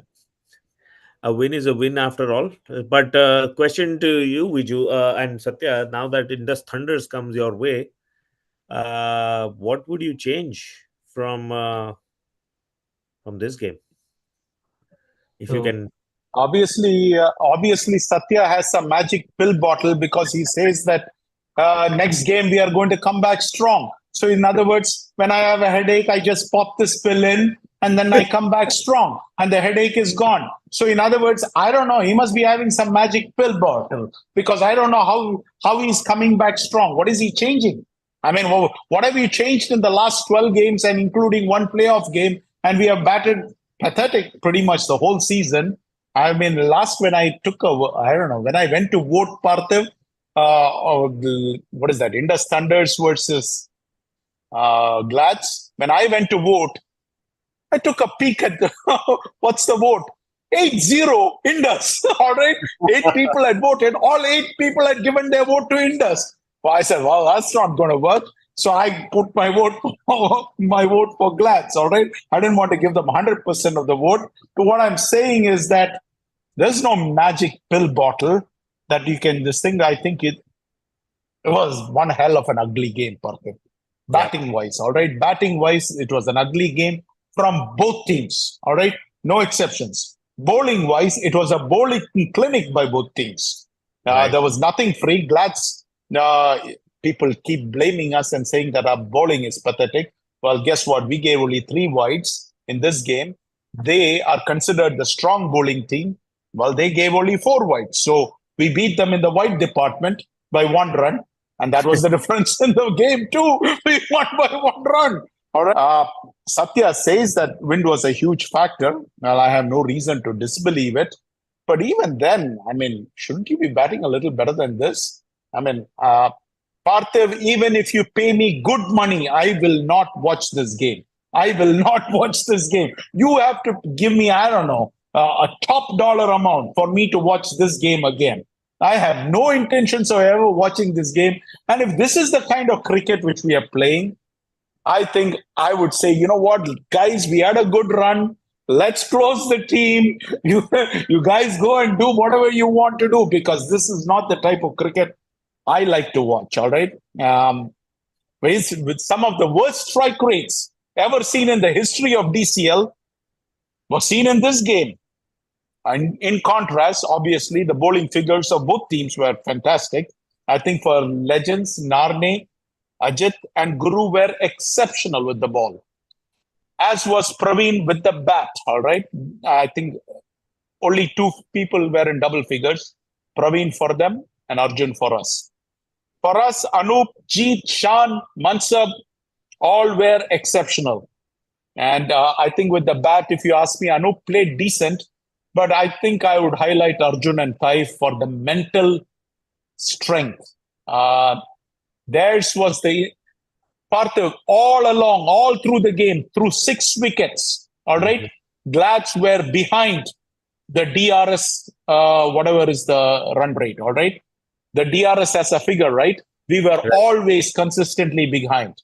Not just behind, we were like miles and miles behind, all right, light years behind. And then that partnership between Arjun and Taif was the first time that we ever crossed the DRS. And that's when I knew that, okay, we probably have this game under control. I think after Arjun Ajmani, if you ask me, Taif is our best under pressure batsman. They both know how to soak pressure. They both know how to play under pressure. They don't let it get to them. I know Taif likes to open, but I think for Glads, where he's most valuable is in the middle order, because in the middle order, he can play according to the circumstances and he can soak up pressure. Because under pressure, these two guys played a fantastic innings. And I remember after the game, Arjun telling me that, Taif is unbelievably cool customer in the middle. And, he just likes what he saw from Taif with regards to being able to handle pressure. But even so, Parthiv, I did not enjoy this game one bit. I hated it. I did not know whether to take a dump or to puke. I could do neither. It was that bad a game. And you're talking about Mansab, that you could have sent Mansab here. But Parthiv, let me educate you. This great Mansab has done nothing, all right? How about his production is as empty as this glass, okay? And I know he watches the show, but I'm going to call it for what it is. Our friend Mansab has played 4 games, all right? In 4 games, he has produced 0 runs, all right? He has played 4 balls. In 4 balls, he has produced 0 runs. Now, I need that Mansab of the finals, all right? That was a beast. That was a specimen. That was a man on a mission. Now, this man needs to get on a mission, all right? I don't know. He must have been in the Mishka dream world, because he won the F40 finals. And guess what? He's in the T20 finals too. So he's having a dream season everywhere, So, but I know one thing. If Mansab doesn't wake up, and if Mansab doesn't play like the Mansab who played against Pokeries, for the first time, I'm going to tell you, Parthiv, I know that Glads are heavy underdogs going into the Indus Thunders game. By any stretch of the imagination, they are the top dogs. Well, not just because they are the number 1 team in Pool B and we are number 4, but because of the fact that we are playing different brands of cricket. They are playing, way superior to what we are playing. I have never felt going into a game that we are the underdogs. But for the first time, I'm going to admit that this, or maybe I'm not the first time, I have admitted in the past where I felt we are the underdogs. But at those times, Glads were not the Glads of now. We didn't have the Arjun Ajbanis and the Anups and the Hardeeps and the Mansabs of this world, all right? We had people like me and people like Mike Patel, whom nobody has probably heard of, and many other guys, we were the Glads, okay? So we were the heavy underdogs. Now, from that, we have come to this format. But with all the talent which we have, we go into the Indus game as the heavy underdogs in this game. I mean, it'll require a miracle for us to pull that off. Obviously, we are going to try to pull off the miracle, all right? Whether we can pull it off or not, I don't have confidence. I wouldn't be willing to bet. In the past, I've been willing to offer a guarantee that we will beat Indus. I don't think you're going to get that guarantee from me, because I have no confidence. Based on what? I have not seen anything this year which remotely resembles anything which I can feel too happy about. All I'm hoping is that talent will show up. Mansab will become Mansab, Arjun will become Arjun, Hardeep will become Hardeep, and Shan will become Shan. Well, these guys haven't really set the world on fire. And if I'm telling that, I'm telling the bare truth.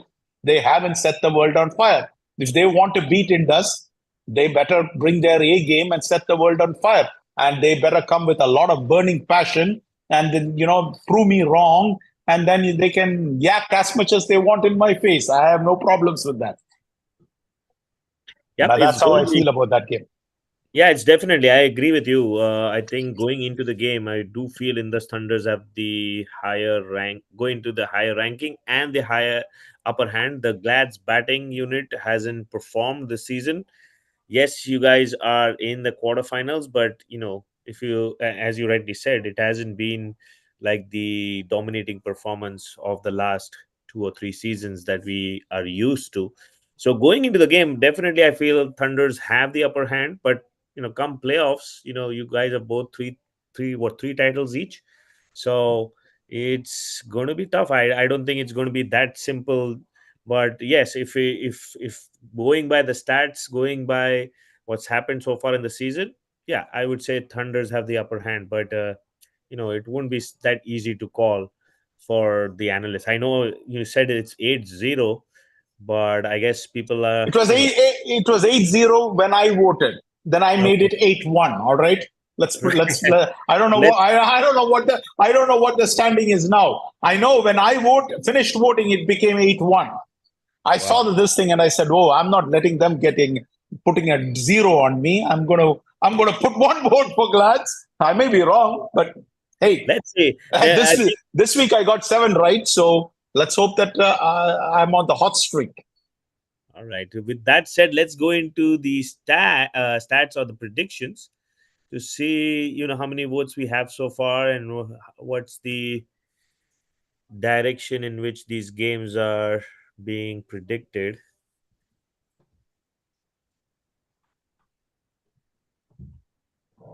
Can you see the screen? Arthur, Vicky is no more the leader. All right, his buddy has caught up, and so I'm glad that we did not share Raghu's picks last week, so that we didn't give Vicky any edge, because who knows, if Raghu's picks had been shared, Vicky might still be the leader.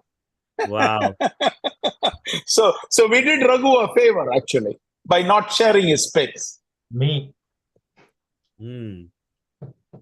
Satish Gaba is 180. But you know what, Parthiv? I've at least come into second place. I've broken the second place tie. My predictions have been horrible this season, especially Division 2 picks have been all over the place. Parthiv, you still can feel like gold, because you know what? The real coal is right behind you. Chetan Thakkar. Chetan, the coal. He's not far behind. A couple of picks here and there, he could easily catch up with me now. You will become far behind this week. Don't worry, the coal will turn into something even less valuable than coal, maybe into used up coal. That's what is going to happen. All right, let's see what's trending here. Titan Stars. Wow, this is a close game. It is going to be a very close game. Oh my God, Detroit Titans are getting no respect. Gababa is not going to like it. He's what, in the middle of Ganapati Puja or something like that, right? Yes. I think he might jump out of that puja if he sees this, because somehow I have a feeling that Stars are getting more votes than him, and they are the overall number 1 team in the league. Yes, I think it's the big names that people generally read and tend to vote in Stars. But to be honest, because between Stars and Titans, none of them have won a championship. So I don't know why you would go with Stars more than Titans. So it's just the big names. I guess Stars have a slightly more renowned lineup than Titans. But then the Titans absolutely hammered the Stars in the regular season game, right? But now, you know what? Oh, that reminds me. You know what, Parthiv? I got a text from my good friend Hari Parankusam. All right, I think I have to read that to you. He says, "Good morning, Viju," and this might shock you, Parthiv. It shocked me. How are you? He says, "Hope all is well." He came to India yesterday, Parthiv. Wow, he's in India. That's what it says. He said, "Yeah, that's what he says. All is well." Came to India yesterday. Yeah, and he says it's real tough to wake up so early and do the show every every week, excellent job, buddy. So he was basically congratulating me for for getting up early and doing the show. What he doesn't realize is I didn't get up, I didn't sleep. Partha, I did not sleep because I know if I sleep, I will not get up. So I don't sleep the night of the show. I'm awake and I go to sleep after the show is over. But yeah, well, at least, how many votes are there for Glad's Indus Thunders? But yeah, I mean, so that means you're not going to see Hari Parakusam anymore in the playoffs. Well, I don't know whether it's a short or long. That's a shocker, you see, for me, because I want to see him play. That is going to definitely miss his presence there. Thunders, okay, finally you have some vote, at least 30% or 28%. You see, GLCC, no love. No love for GLCC. Yeah, that's the no love for GLCC. Yeah. Okay. Well, I think that one vote is probably from KK. KK, yes. We don't know Viju, KK. Oh, KK doesn't vote until Friday. No, but knowing KK is a very shrewd customer. Huh? He might vote for the KRCC also, I mean, if his shrewdness is anything like what he does on the captains as a captain, I mean, the guy makes some incredibly smart decisions. So I'll give him credit for that. Except when it comes to his brother. All right. Let me qualify that. Yeah, I have to qualify that. All right. I mean, his brother is good. But you know what, Parthiv? This game against KRCC, he should use his brother. Because his brother is a technically correct batsman. And he can negate the KRCC pace. So if KK is listening, he knows what to do. But I don't think in the KRCC game, I don't think I want KK opening the batting, you see. But anyway, can we go back a bit? I forgot the Pokhari's Miles. I want to see the Pokhari's Miles. 80% in favor of Pokhari's. All right, 20% Miles. Okay. The local boys are not. Local boys are not getting much love. Local boys, no love.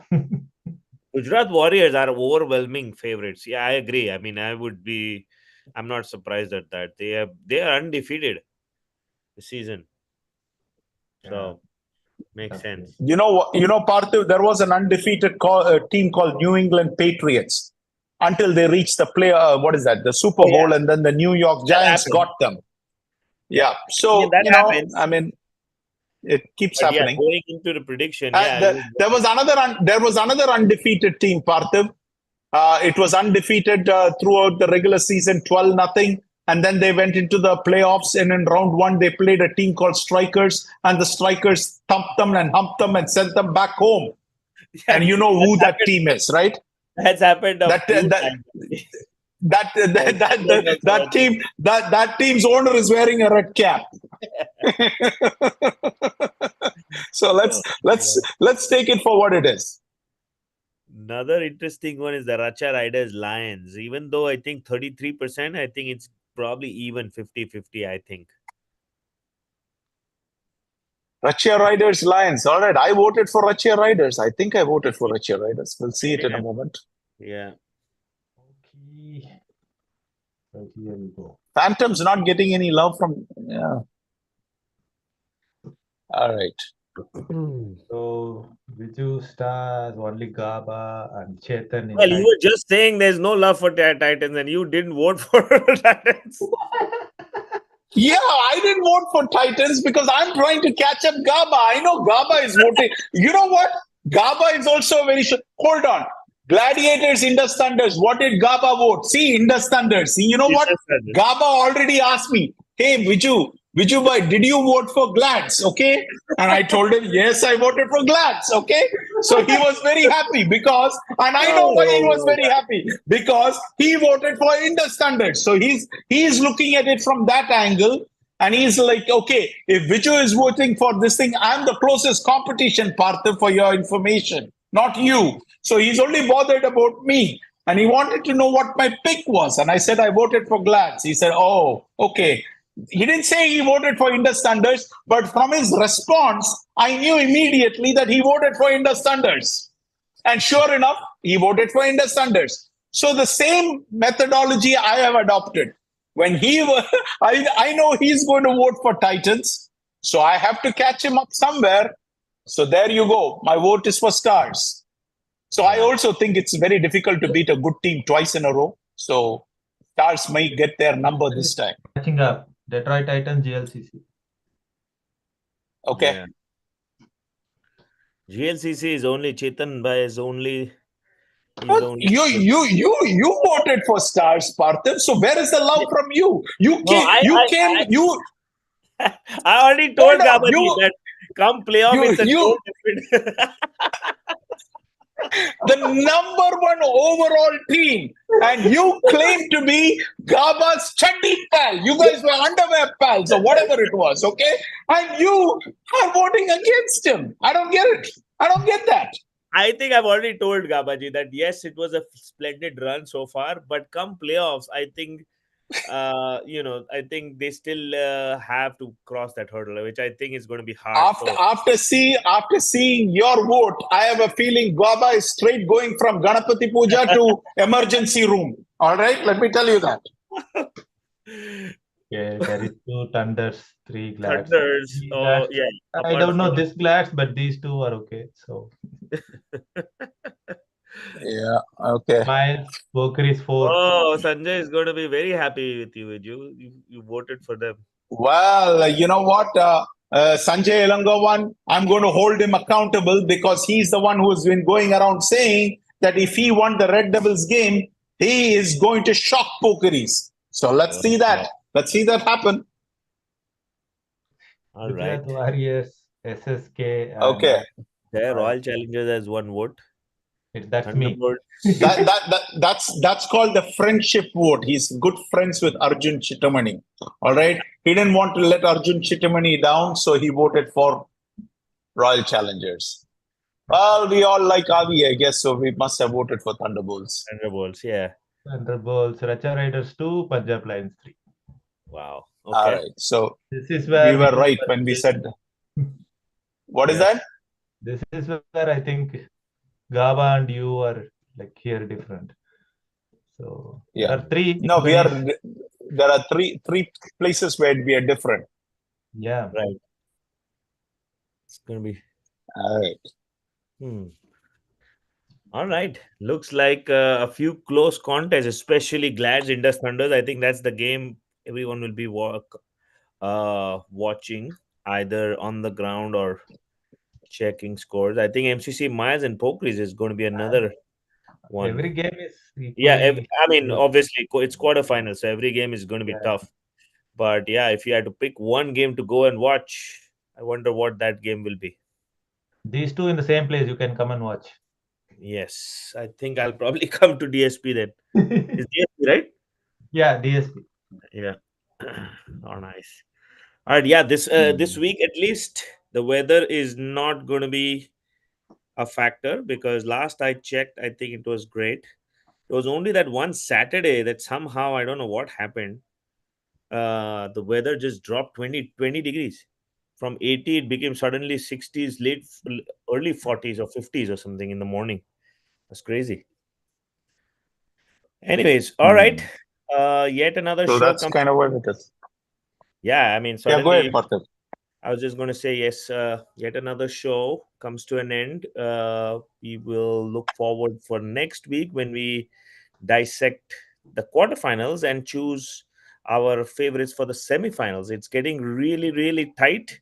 And I think as Viju, you predicted, there is going to be a new champion. There could be a new champion. So, and we will see how. No, we know one thing. A new finalist. There is going to be a new finalist who no, not a new finalist. A team which has never won will get a chance to get a title.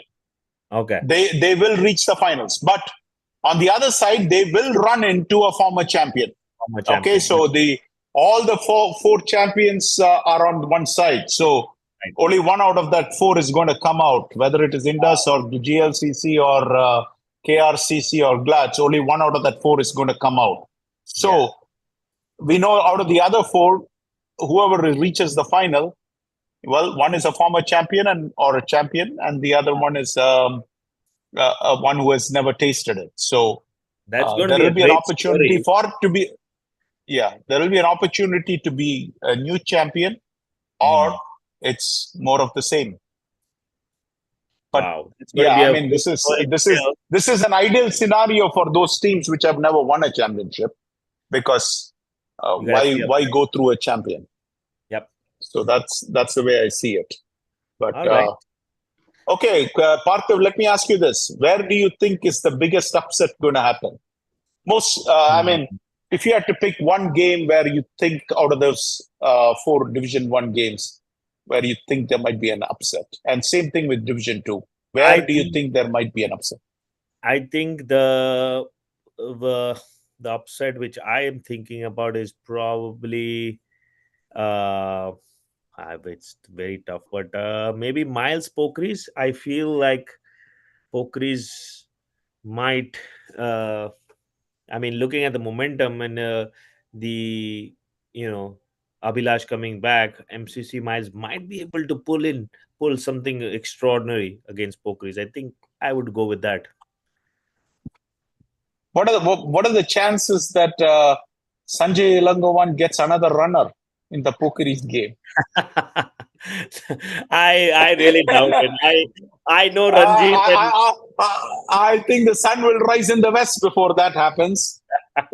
Ranjit is way far more shrewd than some of the Red Devil guys. So there is no way he's getting a runner. And if he does get a runner, I'm pretty sure he needs to get on the treadmill really fast because it's going to be him.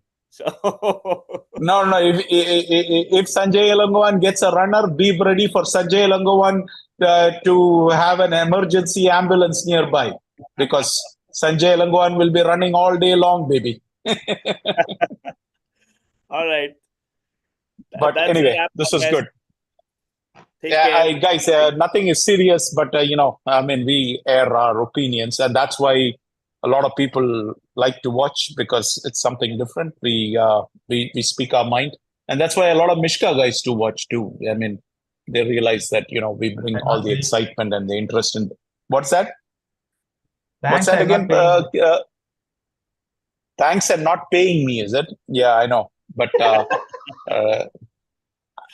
Oh, but anyway, thanks for everything. So all we'll right. catch up See you next guys. week, I guess. All All right. right. All See you right. guys. Take care. Bye. Bye. Good night.